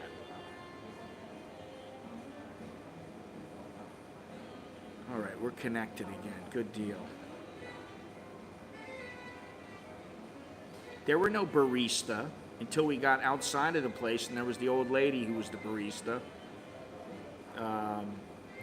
Who made us our Cafe Baran coffee Thai style, the ancient way. And it was quite good, that coffee. But let me get back to this retiring thing. Now, I'm not going to go through this and take all kinds of time and read it. I'll do a video about it. But basically, it's the annual Global Retirement Index. And who is working today? It is the manager, Mr. Kang, and also Tian, who I had a nice conversation with today. Yeah. Number 10, Vietnam. So Vietnam is in the top 10 places to retire now. Oh man, I mean, when it comes to Longhorns, told me yesterday the reason that he doesn't want to make a decision is because I'm streaming, and he's like, just it'd be better if you're not streaming. Okay, I understand that, but sometimes I'm streaming, and if I ask you, hey, where do you want to go? It doesn't matter to me. And quite frankly, if you guys don't like it, I'm sure I'll hear about it. Usually, nobody is overly vocal saying, why are you going there? That place sucks, man. Nobody's complaining about it. So that's why I ask him, because sometimes I'm the one who is making all the decisions, and I get sick of making the decisions. I'm like, okay, I'm going to turn it over to you. What do you want to eat? I'm game for anything. Up to you. Now, I am thinking about calling the show, the morning show, Up to You or something like that, but I still need to put up, I might put up 2 polls, which have maybe a total of 10 different choices. Well, you guys, money talks. That's the only way I know how to put it. Send them Cash Apps, send them PayPals, whatever. Send it, because I ain't eating Rap God unless somebody forks over some duckies. It's that simple. Because I do not like that place. Money talks and bullshit walks. No. Longhorns can say Rap God, and when we were out the other day at a different location and there was a Rap God, I was like, okay, I'm willing to give it a go, just because maybe this Rap God is actually good. But we didn't go there, so okay. But I'm not going to go there just to go there to, Give me some fish, okay? If you want me to be your trained SEAL, give me some fish. Number 10 is Vietnam. Number 9, God damn it. Unlock and get my, son of a bitch, I don't want the frickin'.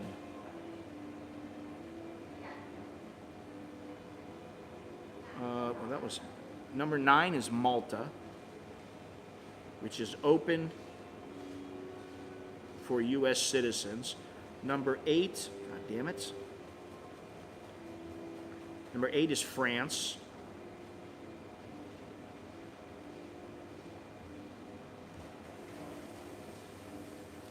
Number 7, Malaysia. Number 6, Ecuador. Number 5 is Portugal. Number 4 is Colombia. Number 3 is Mexico. Is it Mexico's number 3? Damn it. Number 3 is Mexico. Number 2 is Panama. And number 1 is India. No, I'm joking. Is Costa Rica.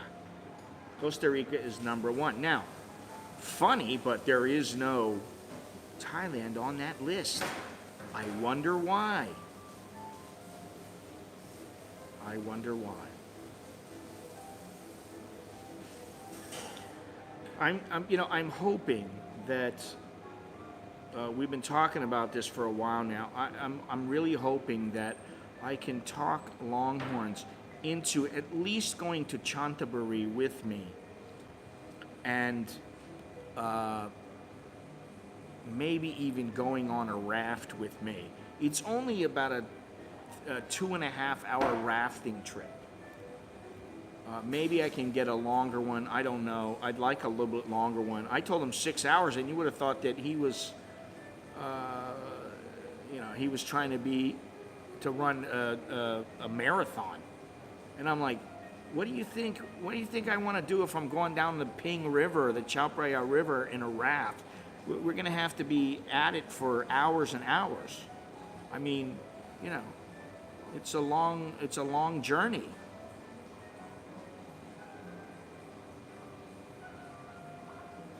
Well, I mean, listen, I don't necessarily have to buy a raft. I could get somebody, if I could get somebody at a guide who was at a reasonable price who would provide the raft, then that's a different story, but I don't think that'll work. And I'm still not opposed to getting somebody who's a guide, but, you know, it depends on how much they want. There's no paddle submarine, that ain't gonna happen. And, you know, I'm looking into these rafts, and I'm telling you, a really good one is going to start at about 40,000 baht and go up to about 60,000. I mean, you can get a fantastic, it's an inflatable, and you can get like an inflatable catamaran that's big, it's got plenty of room, you can stand on the thing, you could get 2 or 3 people standing on a thing without flipping it. There's a lot of things that you can do with it. You can go down, I think you can go up to level 3 or level 4 in some of these. If you want to go on something else, I mean, I need more skill, you know. Well, I would like to have a raft with a tarp and bamboo, but I don't think that's going to work. I don't think that that's going to work. I wish it would. And I know somebody who did do that, but it was on a very calm river. And it was like an overnight trip, but the river was very, very calm. So there's a big difference going down, you know, a river that, you know, is not the easiest to go down in an inflatable raft. So I have a good 6 to 8 months to figure this out. And I plan on going on a couple of rafting trips in the next few months, and maybe next week. So, you know, something else to consider. I'm a little worried about the portable toilet we need to bring for Longhorns, though. We could call the raft the Poo Poo Express.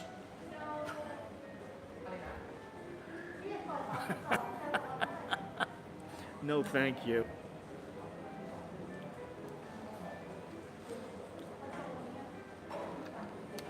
And you know what? If my beard keeps getting wider, which it is getting wider and wider all the time, every second this thing's getting wider. If it gets much wider, I'm gonna look like the guy from Africa, that Kingsley Holgate. I'm gonna look like him, you know. I'm not doing a pedal submarine. Oh, that's just so great. Wow. Go ahead, make one for me, Gennaro. Go ahead, make one. Raft God. Now that's a pretty good one. That's a pretty good one. I'm trying to figure out if there's some kind of a contest I can do where, like, whoever picks the name gets some kind of a concrete. Oh God. The Poo Poo Express. I'm trying to figure out how to do a contest where maybe like the person who picks the name gets like a T-shirt for like the expedition, and then gets their little face.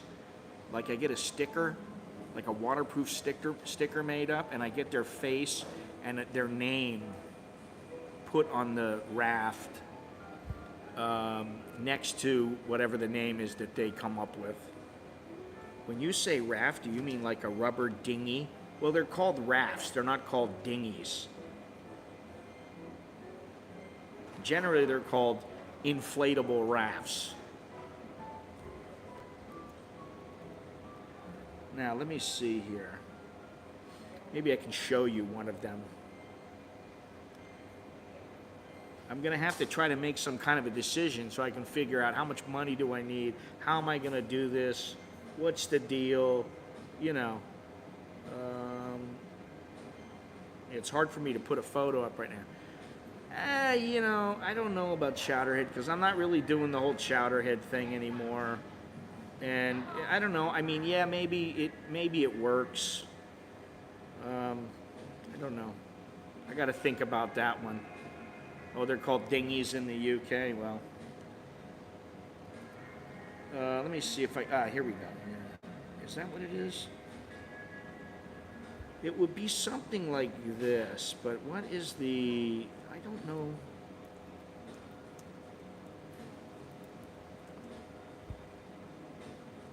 Let me see here. I can show you like two real quick, or fairly quick. Oh, it's True Kit. Okay. And then we got the Thundercat, but this is an Australian one. The Thundercat, but these are like freaking expensive, man. And the other thing is that we've determined that an engine would probably not be the way to go because also it's cheating. It's kind of like cheating. All right, let me see here. Captain's package.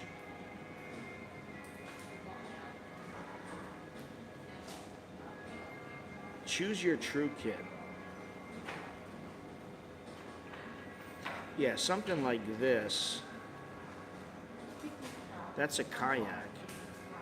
The stowaway, that's for one person. Longhorns is like, can we just get two separate boats so we don't have to be on the same boat with each other? Oh, God. I think cheating is a necessary word in this venture. No. Listen, I don't care if I fail. I want to succeed, but I don't care if I fail. And if I fail, so be it. But I'm not cheating. Oh, this one's sold out. Oh, you can buy with Google Pay now. Wow. How come I can't see any pictures? The picture doesn't come up. This is the Starbucks. It's so slow you can barely get a photo to come up. Well, I guess it. Oh, here. Let me see. Yeah, here we go. Now they're starting to work. All right, so it should.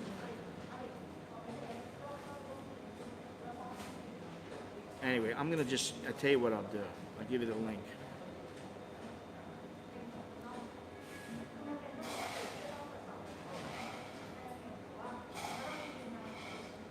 There, check that out, and you check out they're about 3 meters long, and they have to seat 2 people. They're like a catamaran range. Oh, okay, this is perfect right here. Now I got it. This is it right here. Let me show you. All fun and games till you have to row upstream into the wind.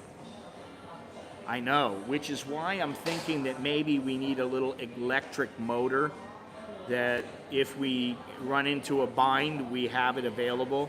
It will be like something like 6 horsepower. Can 2 grown men raft down the Mekong River together without driving each other crazy? It's not going to be the Mekong because that's the longest river in Asia. And at this point, that's not going to happen because of the COVID and but we will go down a river in Thailand. I don't know where yet. I have to still talk with the Department of Waterways here, which is going to be, I'm going to have to set that up. And I want somebody to go with me who knows better Thai than I do, just in case. I don't want there to be any misunderstandings or hassles or something like that. What will you do with the boat when you're done with the trip? Keep the boat at your house? Well, it's an inflatable. That's the thing. They're about 50 pounds. So the engine is the big problem. It needs to be light enough to be able to carry it. Or throw on a train or, put it in the back of a taxi or something like that.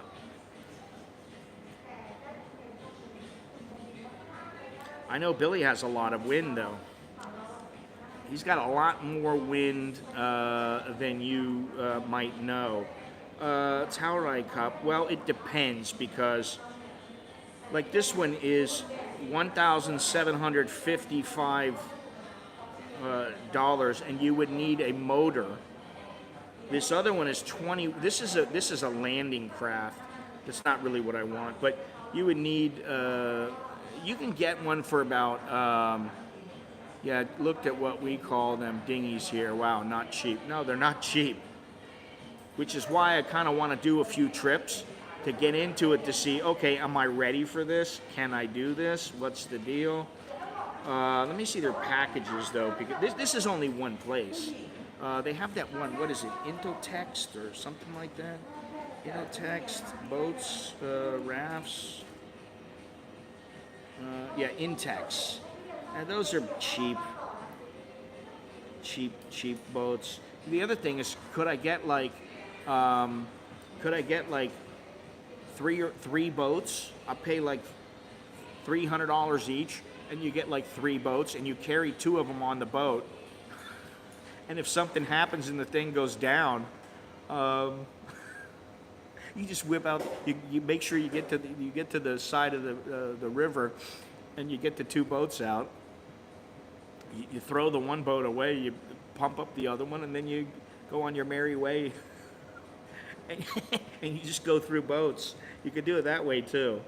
But there are a few like, oh, this is the one.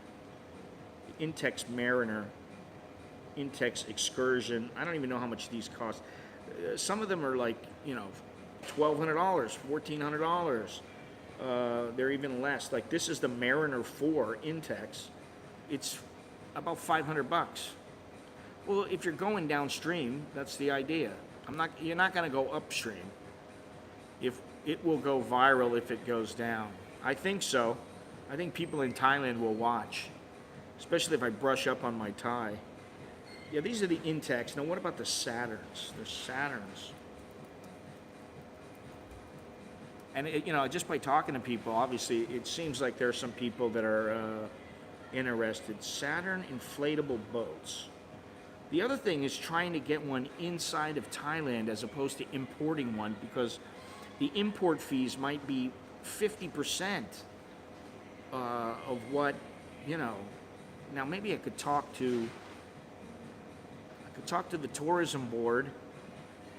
This is a pretty big endeavor if it takes off. But I think I see one that I'm interested in here. Yeah, look at this one. See, this has got a motor on it, and this is too big. It's got a big motor on it. Yeah, this is Saturn. They got all kinds of them.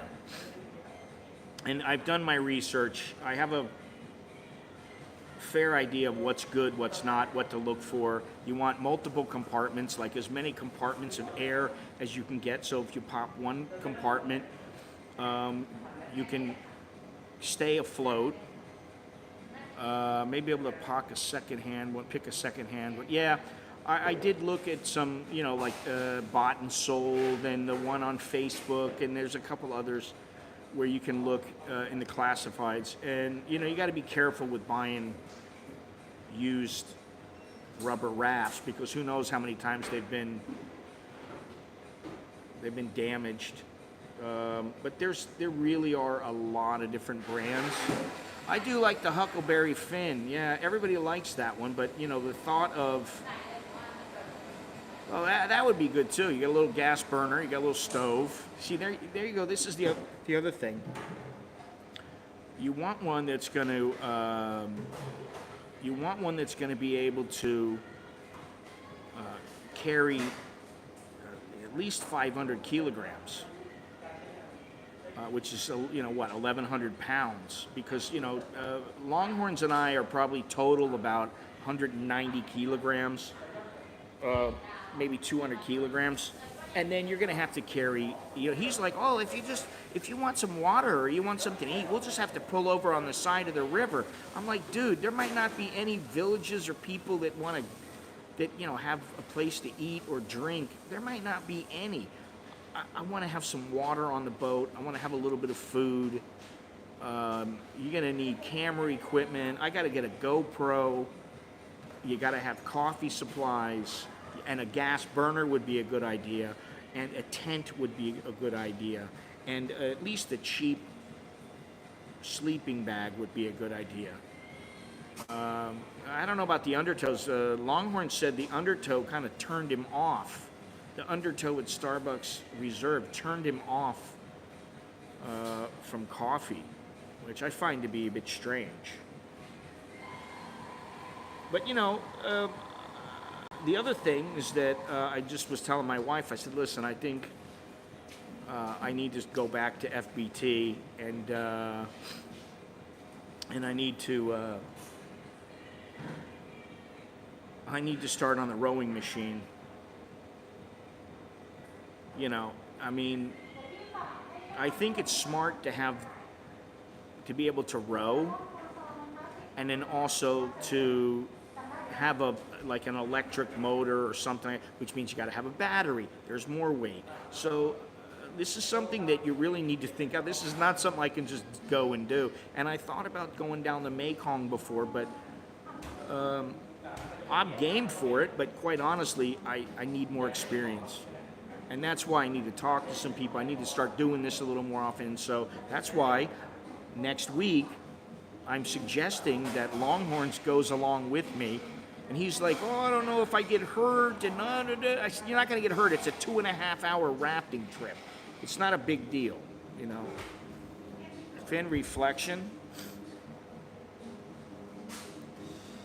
Well, it has to be a rubber one because it has to be able to. I don't want to have to go and buy a freaking car or a truck or something like that. I don't want like some fiberglass or, you know, hard plastic. I don't want that. Yeah, I mean, that's exactly what this is. I mean, I know they're cheaper, but you know, well, this one, I'm looking at this one, it's $1,300, so 4.2 meters by 0.9 meters, which that's 13 feet, 3 people. You got to be able to fold the goddamn thing up. This one's $1,300. Otherwise, how are we gonna transport everything? What am I gonna do? I'm gonna take I'm gonna have it flown up ahead of time or something. You know.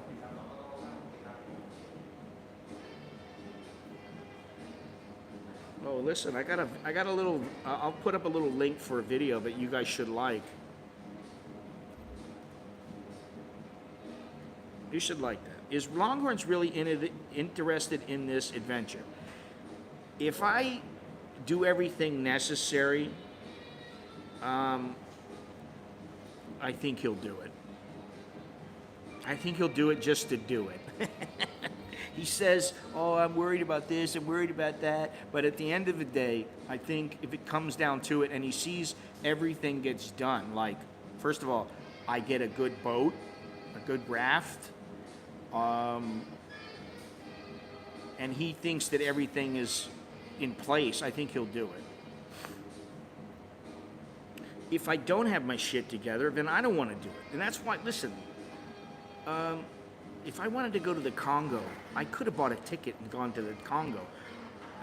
I could have been there for a week, and I would have spent way too much money. It probably wouldn't have been worth it, and I might have ended up dead. So that's why I've never gone there, because I'm like, it's not right. It's not the right time. I don't have the money. I don't have the experience. I need to have some people set up ahead of time, and I know people there, but we're talking about here, and it's the same situation. Although in Thailand I can find my way around, I can handle things much easier than in Central Africa, any country in Central Africa. So yes, I do think he'll do it if things are set up right. And the boat is a big thing. I mean, that's a big deal. Listen, I'm actually thinking, well, hey, maybe I could get, if I'm lucky, I could get a couple of sponsors. I don't know, for some, I'm not asking for a sponsor for, give me $2,000 to put a sticker on this. I'm not talking about that. I'm talking about, $100, $200 maybe, something like that. Maybe I could, I don't know. We'll see. I think it takes a lot of work, It's far more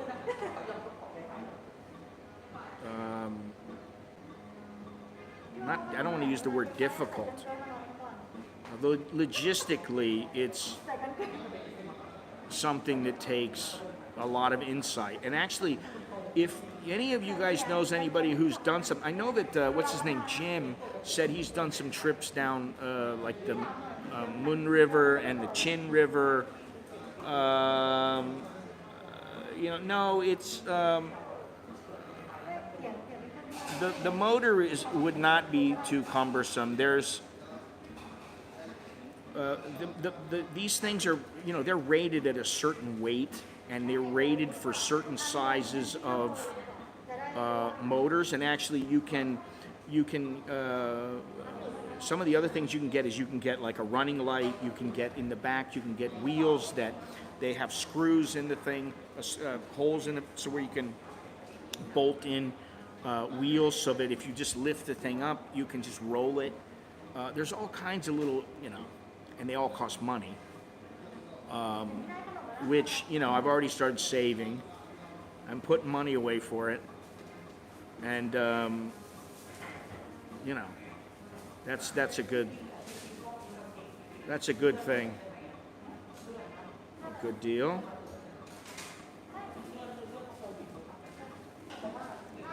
And you guys are helping me, and I appreciate that. And this month has been better than most months, and like I said, the numbers have been going up. Hopefully they'll continue to go up, and once I get something set up, I'll do something. I'll show myself getting in better shape, what I'm eating, what I'm rowing, the kind of exercises I'm doing, that kind of stuff.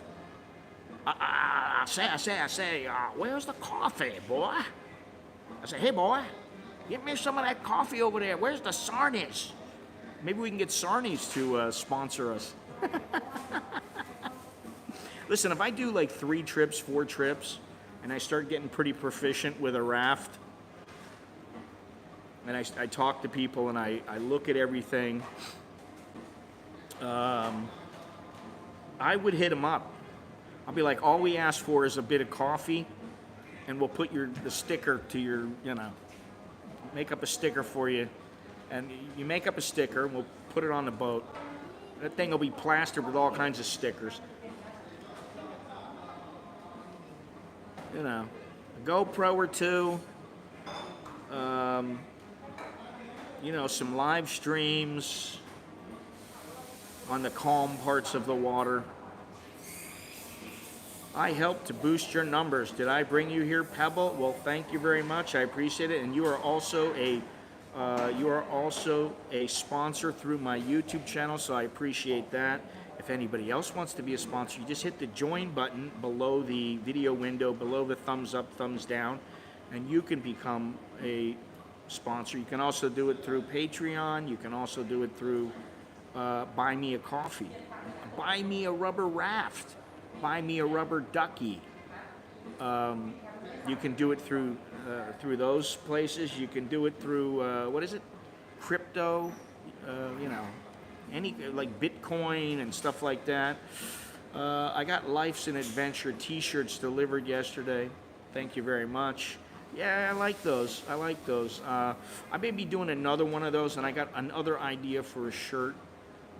But I'd also like to come up with some kind of, if I do end up doing this, and I have to talk to the people who are in charge of the waterways in Thailand to really get a better idea. And to be honest, I don't expect a whole hell of a lot. I expect, no, you can't do that. I expect, okay, yeah, might been right, no problem. And then when I go there, it's like, oh, cannot. I don't know what to expect.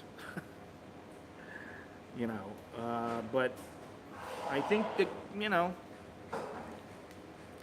I think it's the best idea I've come up with yet. It's better than walking on the side of the road, pissing off my wife because she thinks I'm going to end up like a dead dog on the road. Now we only have to, my wife was like, what about crocodile? You don't worry about crocodile? I'm like, I don't worry about no damn crocodile, not in Thailand. First of all, they're not all that big, and if they are, I'm going to stay away from them. And if I have any doubt about the water, you know, and if he pops the boat, he'll pop one chamber, and the other 3 chambers will keep us afloat, or 4 chambers, or whatever it is. The other thing is that to consider is the floor.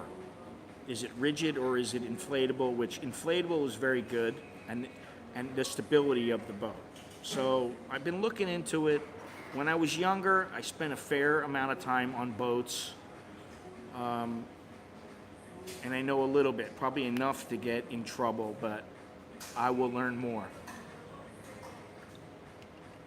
Yes, they do have crocodiles in Thailand.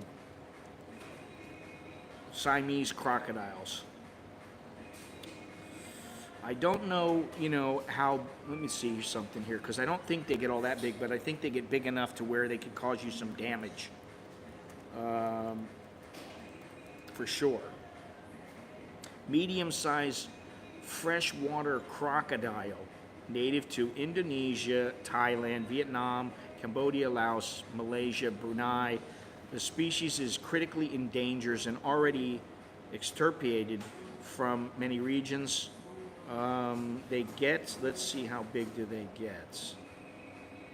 Okay, yeah, they're not huge. They get about 88 to 154 pounds as an adult and grow up to about 7 feet.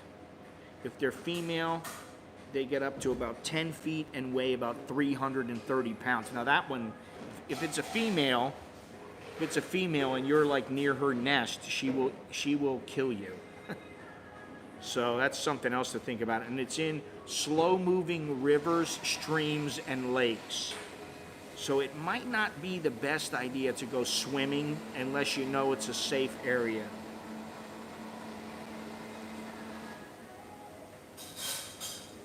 Hopefully we could like go down the river and we see, like in Africa, there's crocodiles on the riverbanks with their mouths open, you know,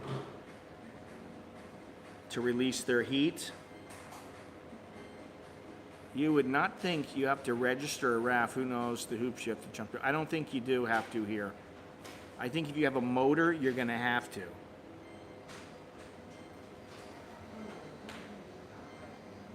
You're talking about the one in Samut Bakan, which is right by where I went yesterday, and that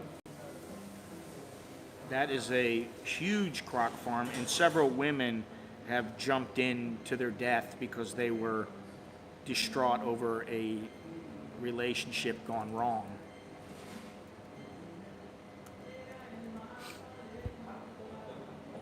Now, right now, the crocodile farm is closed.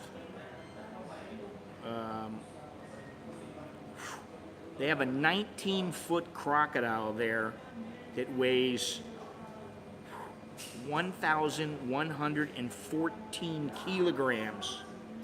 His name is Yai, which is big.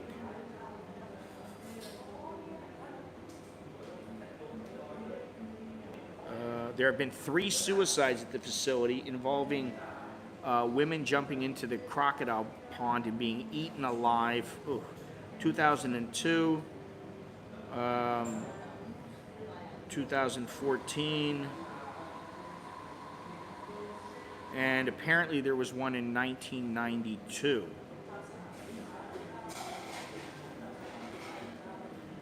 There was a recent article published by National Geographic reporting animal abuse and neglect, in particular concerning an elephant named Kluai Hom, which means the banana that smells good. Yeah, what a way to commit suicide. I mean, holy shit. They wanted to make sure that there was no coming back. I can't imagine the amount of pain that they must have felt, at least momentarily. But anyway, yes, there are crocodiles in Thailand. There are far more poisonous snakes. There are some other things to consider, and I'll have to take that into consideration as well. But listen, if I can pull it off, it's a major feat, for sure. I mean, it's something that I'd be proud of, and it's something that I really would like to do. And then it's like, all right, so I need, if it takes a month to do this, the banana, my banana smells good.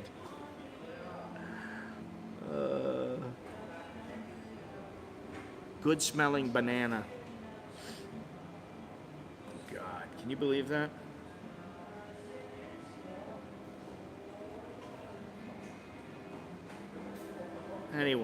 Anyway, I think that would be a good gig. That'd be a good thing, you know. I mean, I could do some streaming. I could do some videos, and we could have a bit of fun. And hopefully, you know, the trip wouldn't cost all that much. You get a raft like that, and that raft should last you for 10 years, maybe as long as 20 years, depends on the quality of the raft and everything like that. But you know, I've already looked, and the ones you want to get are like 3 or 4 ply plastic that are really like tear resistant. Hainan Chantaburi, a raft could open up many adventures. Well, that's what I'm thinking, Monash. And you know, I can swim, and I don't have a problem wearing a life vest. And as I think it was Duke Nukem, I don't know if it was him or not, I don't remember, reminded me, you're in for 10%. Wow, that's cool. Maybe I should do a pledge thing or something. I don't know. But he was saying, you have to make sure you can get the right size vest here because you're big. And yeah, I know I'm big. I'll be a bit smaller by the time I go on a journey like this. But I've always been big.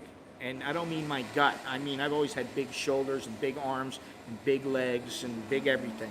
But it hasn't ever stopped me in Thailand or anywhere else. No, I am not a Speedo guy. No way. Especially not the way I look now. That's just disgusting. Now, if I was like when I was in my 20s and early 30s, would I wear one? I would. I'm not like, you know, I'm not shy of showing my body, or at least I wasn't. The budgie smuggler.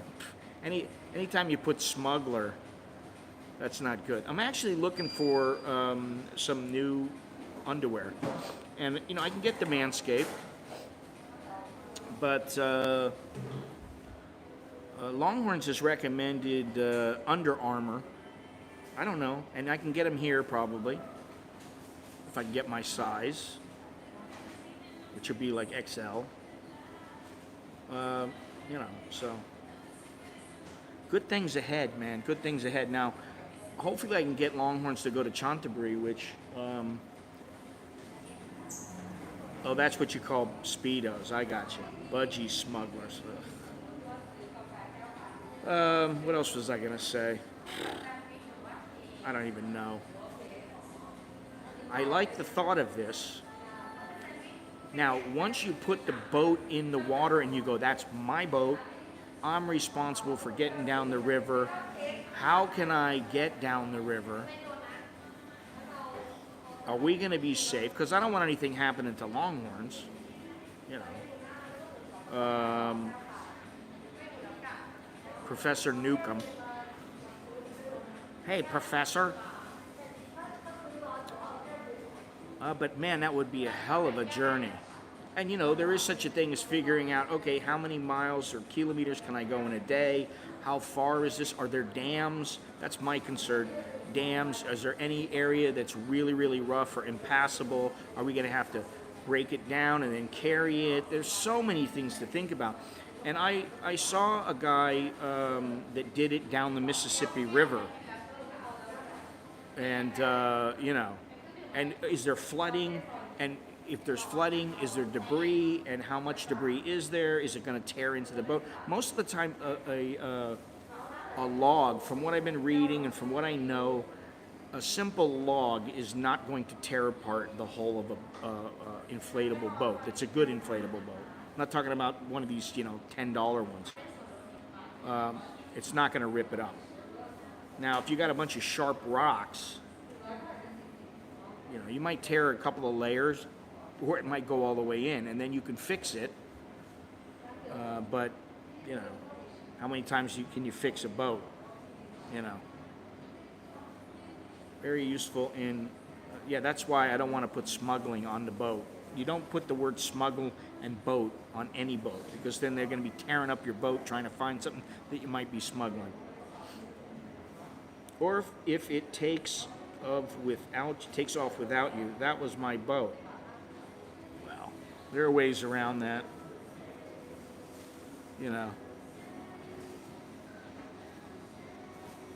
There are ways around that. I need to think of, if anybody knows any of those things, and I'm not talking about like a GoFundMe or anything like that. I'm talking about something where I can just like have a pledge, and then it shows like a little thermometer going up, and then when I call in the pledges, we see how many people actually kick down. And you know, I understand I got to put out, it's going to cost me a couple grand. Which, you know, I got to be disciplined about the money and stuff like that. And but it means a lot to me, so you know, it's important to me because I'm getting too old. I won't be able to do this shit in a few years, you know. So I got to do it now, sooner than later, you know. But yeah, I'd like to find something like where you got one of those little thermometers and people pledge, and then the thermometer goes up online. I don't want to take your money. I don't want all that stuff. You know, you don't have to do that. I'm not asking for that. And you know, I'm sure I can come up with around $2,000. After that, it gets a little harder. But I don't know how much it would cost while you're on the water. I haven't really figured that out. You know, if you're gone a month, it ain't gonna cost that much. You know, the only thing it'll cost you is to go and come back and food and water. And then, you know, the bill's got to be paid, but that gets done automatically anyway. So, there it is there. How many kilos does one of those rafts weigh, roughly? Well, they vary in weight. There are some that are very, very light. Let me see here about this one that I'm looking at here. One of the lightest inflatable dinghies, there you go, that are made. This one holds 2 people. Let's see here, 4 separate air chambers. It comes with the boat, the floor, aluminum seat, 2-piece aluminum oars, boat tags, pump, repair kits. What else? Where is it at here? It doesn't give me the specifics. Okay. All right, so this one is the 3-meter one.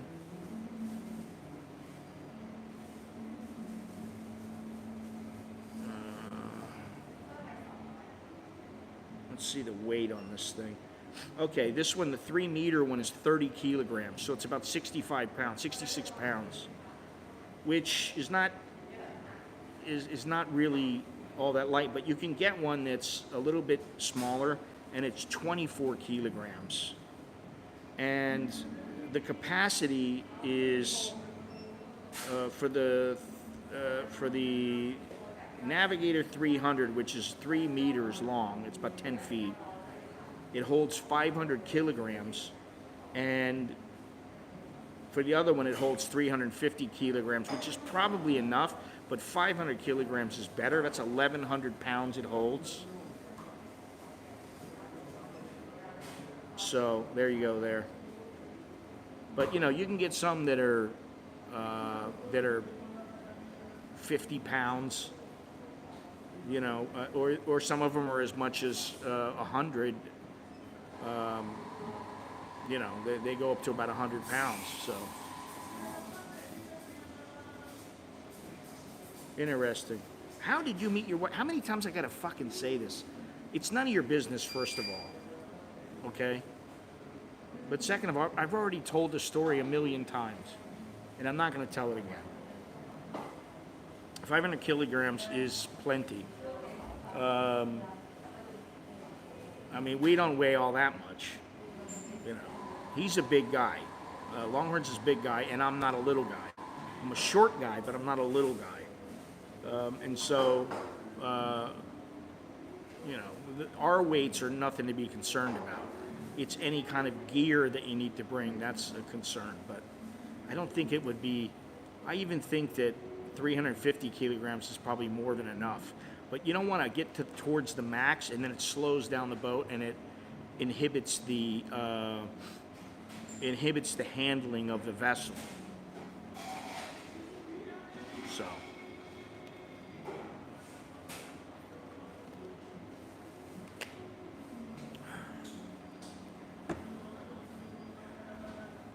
Never mind. Okay, good. Be able to get a dead crocodile in there, Mick Dundee's. He's a giant? No, he's not a giant. He's not that big. I forget what he is. He's 6 foot, 6'2". I don't know. You're going to have new viewers often who don't know the old background stories. Those questions will never stop appearing. And I'm just going to say, my wife, I met her, and she was in school, and I met her through a friend, and that's all I need to say. I don't need it's really unimportant. I don't need to talk about my personal life any more than you know, Brad Pitt talks about what it was like banging Angelina Jolie. So you can only go one way if you don't have a strong motor. Wow, that's very insightful, Mr. Professor Newcomb.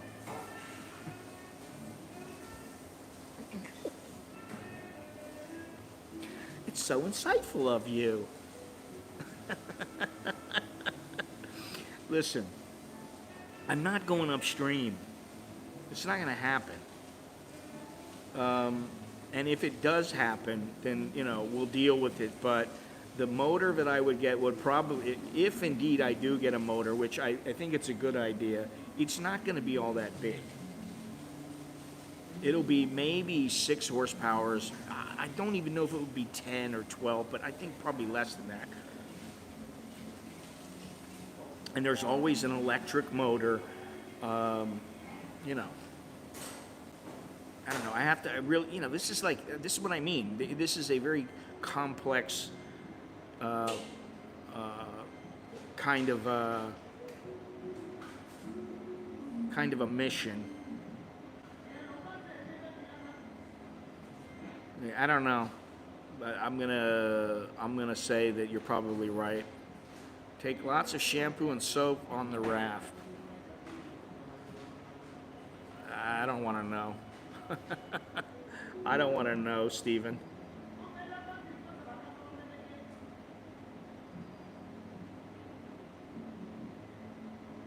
Oh, there, now we have, now I'm getting the correct numbers here.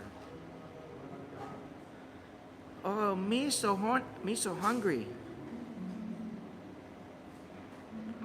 What's happening? Me so hungry.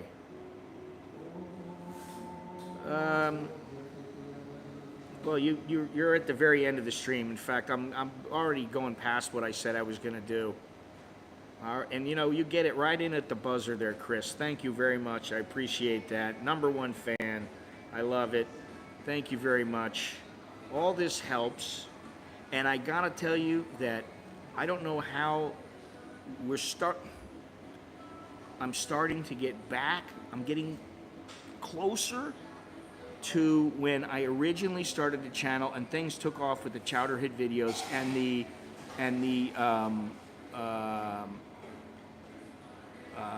Chowderhead videos took off, and I was making, before the YouTube apocalypse, and I was making a fair bit more money than I've made in the last few years. I'm starting to get back to that point now, and it's all because of you guys, to be completely honest, because, YouTube, the advertising is going up very, very slowly.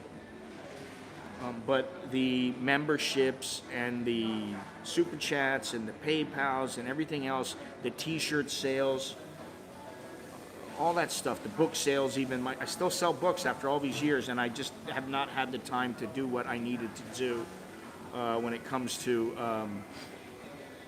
writing the book I want to write. Thank you. So, Chris Mason, Choke D, thank you very much, #1 fan. Duke Nukem, Professor Nukem.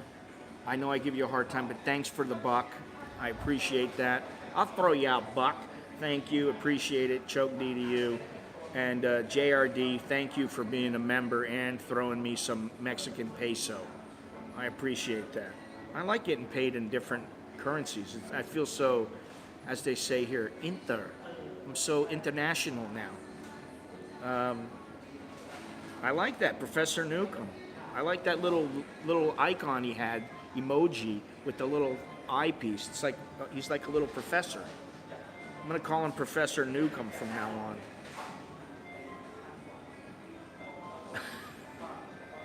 I almost feel like, you know,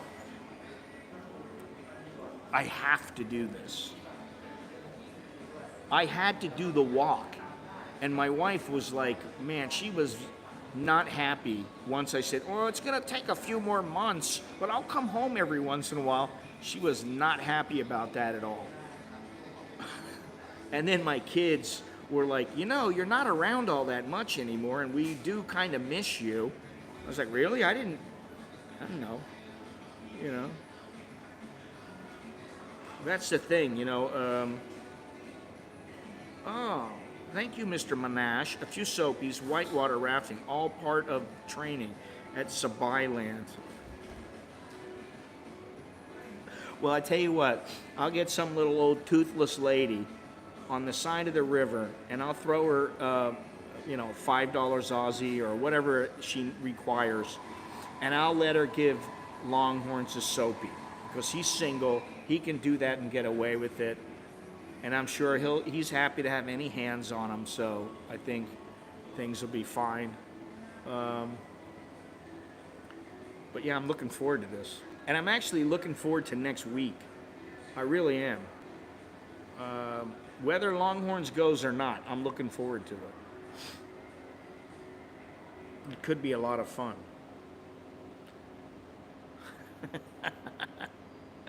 Careful, she's not his girlfriend.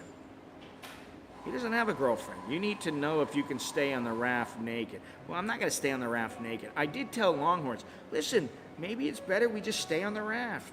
I said, how about we have running lights, and one of us is rowing or running the motor or whatever, and the other person is sleeping.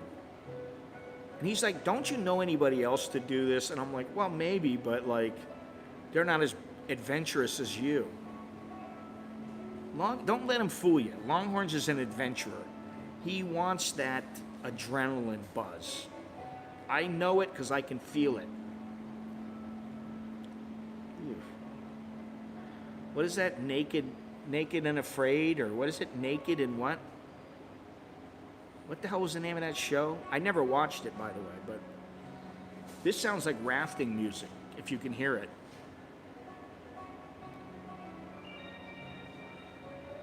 I'm going to have to play, what's that song from Deliverance? Maybe I can get Alex and his instructor to play the Deliverance banjo, dueling banjos, and I can record it, and then I can bring it with me on the boat. And anytime Longhorn starts getting tired or miserable or wondering if we can do it, I'll just start playing the dueling banjos to wake him up. It'll bring him right back home to Texas.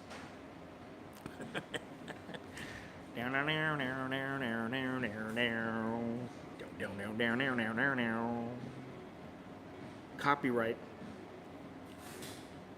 Anyway, all right, well, where are we here? Did anybody, oh, here we go. What is this? Wife got second dose and has been sick. Was that Astra?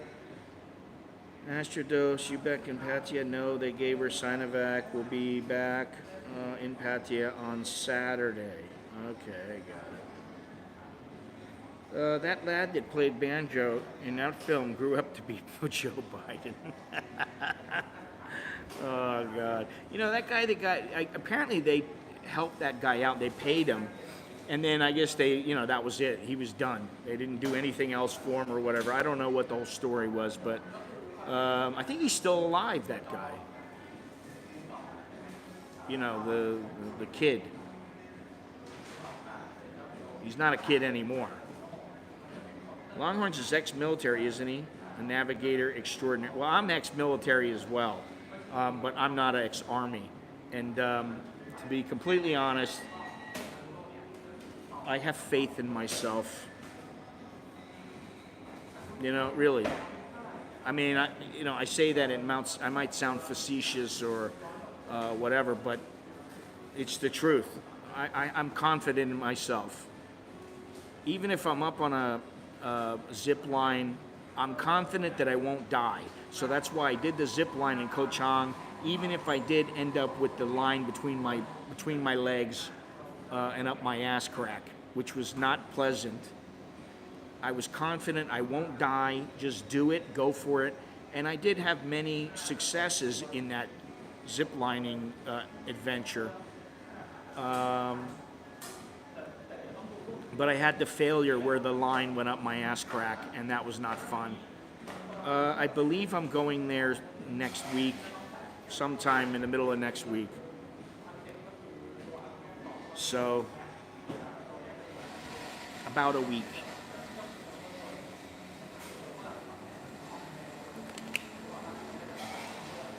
Zip line onto the raft. I'm not a kid anymore. Is there a zip line from a hotel in Pattaya into a bar? Get a leash on my onion bag. I don't think I'll have an onion bag. This is the other thing. It's like Longhorn's just like, oh, well, maybe we could just get like a kayak or something. And I'm like, dude, a kayak is not going to hold as much as easily. And if you flip it, you're in trouble. Whereas with one of these kind of rafts, they have big compartments inside. Well, this one doesn't. They have compartments. Oh, there it is. They have compartments inside where you can put stuff inside.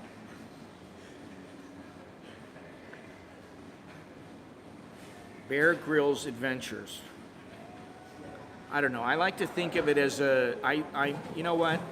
My favorite adventurer is Kingsley Holgate. My second favorite adventurer is Levison Wood. Look him up. And then maybe Bear Grylls. All right, you know, but he's putting on a show. I mean, I know he does some dangerous, realistic stuff, but I like Levison Wood because he walks thousands of miles. I mean, he walked the length of the Nile.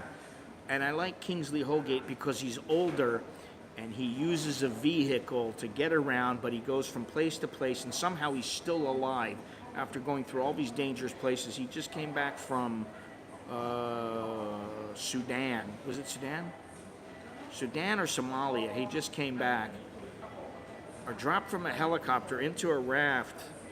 Yeah. Surviving on their wits and a sense of direction. They're naked and afraid of each other. Oh, God.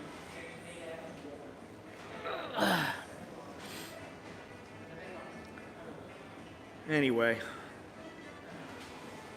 Another long stream.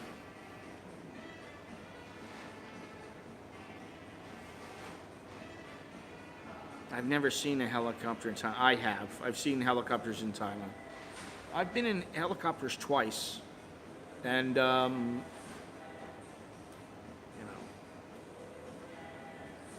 they weren't all that big. One of the times I sat in the front, which was a trip. because you're right there. That's a trip, you know. But yeah, well, let's see if I can. I mean, I don't know how I'm gonna do things. I don't have a GoPro now. I can't really afford to get a GoPro right now, and I don't want to get one right now because for all I know, they'll change and upgrade the freaking thing, and it'll be much better. And I should wait, but I suspect I can put a case on my phone, a waterproof case on my phone, and use it, and shoot some video and maybe stream while I'm on the river. So that would be cool. There's a crashed military Huey in the jungle north of Pai. Been to it many times. Yeah, I mean, there are helicopters, definitely. There are helicopter pads all over the place in the city. So they definitely are using helicopters. Anyway, this place is open now. And I have to go deposit some cashola. Yes, where to put or mount a camera adjusting the gimbal while going down the rapids. Well, this is one thing. You go down a couple of rivers with people, and they've got GoPros on their own rafts, and they will either, for a price, they will give you the video footage, and at the very least, you can see where they mount it and how they mount it and just how they go about doing things, because I'm not really sure. That's what I mean. This is a very complex kind of thing to do if you want to do it right. And I want to, you know, the idea is to be able to do it, have some fun, boost my channel, and you know, get some new viewers and stuff like that, and have fun, and to accomplish this challenge, because I fail at a lot of challenges and I succeed every once in a while, but I want to succeed on this. So you should customize the raft with some woofer and speakers. I'm sure the villagers will like that if I come down the river. What the hell's the name of that song?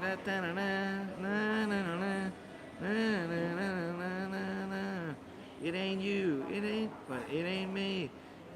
I ain't no fortunate son. Yeah, fortunate son. I'll be blaring Fortunate Son going down the river. Apocalypse Now.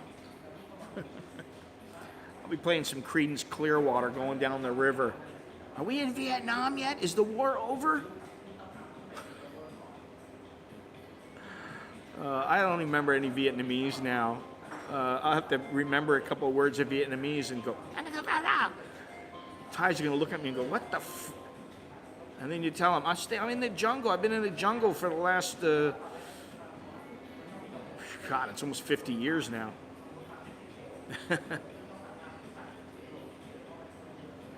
It's like being in a platoon movie. Yeah.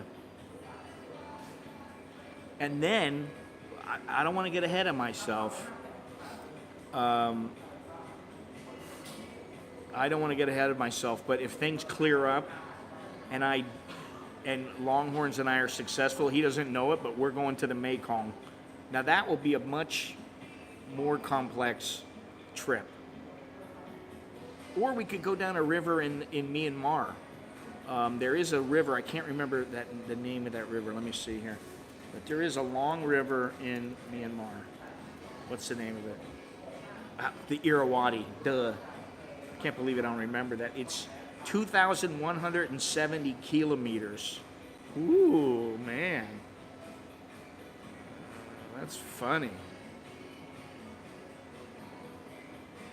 By then I'll be completely, I'll be shaved bald, and I'll have a beard that's out to about right here. I told that to my wife, and she said, "Are you trying to get me to divorce you?" I said, no, it'll be, believe me, I'll make it nice and soft, and you will start to like it. She's like, "I don't think so." Oh, the horror. Mr. Scott. Oh, you Mr. Scott. Yes, I am Mr. Scott. The river is on the border in Mahong's. Yes. The Irrawaddy is a gnarly river. and it's filthy. But I don't know about some of the other places because I've been to about a dozen places in Myanmar, and I think you guys have went on some trips with me. I was in Miyawadi, yes, but I was in Mandalay and Dawei and Yei and Dalat. What else? What was the other one? There was a couple of them. Maybe it wasn't a dozen. Maybe it was like 8.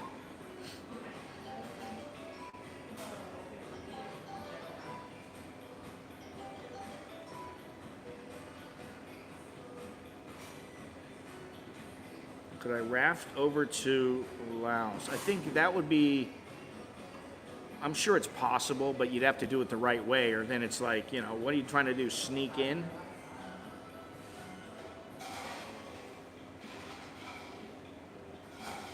Yeah, I don't know. I don't have the info here. I don't have the 411 on that, but let me see here. They do have like riverboats that do that. They have tour boats.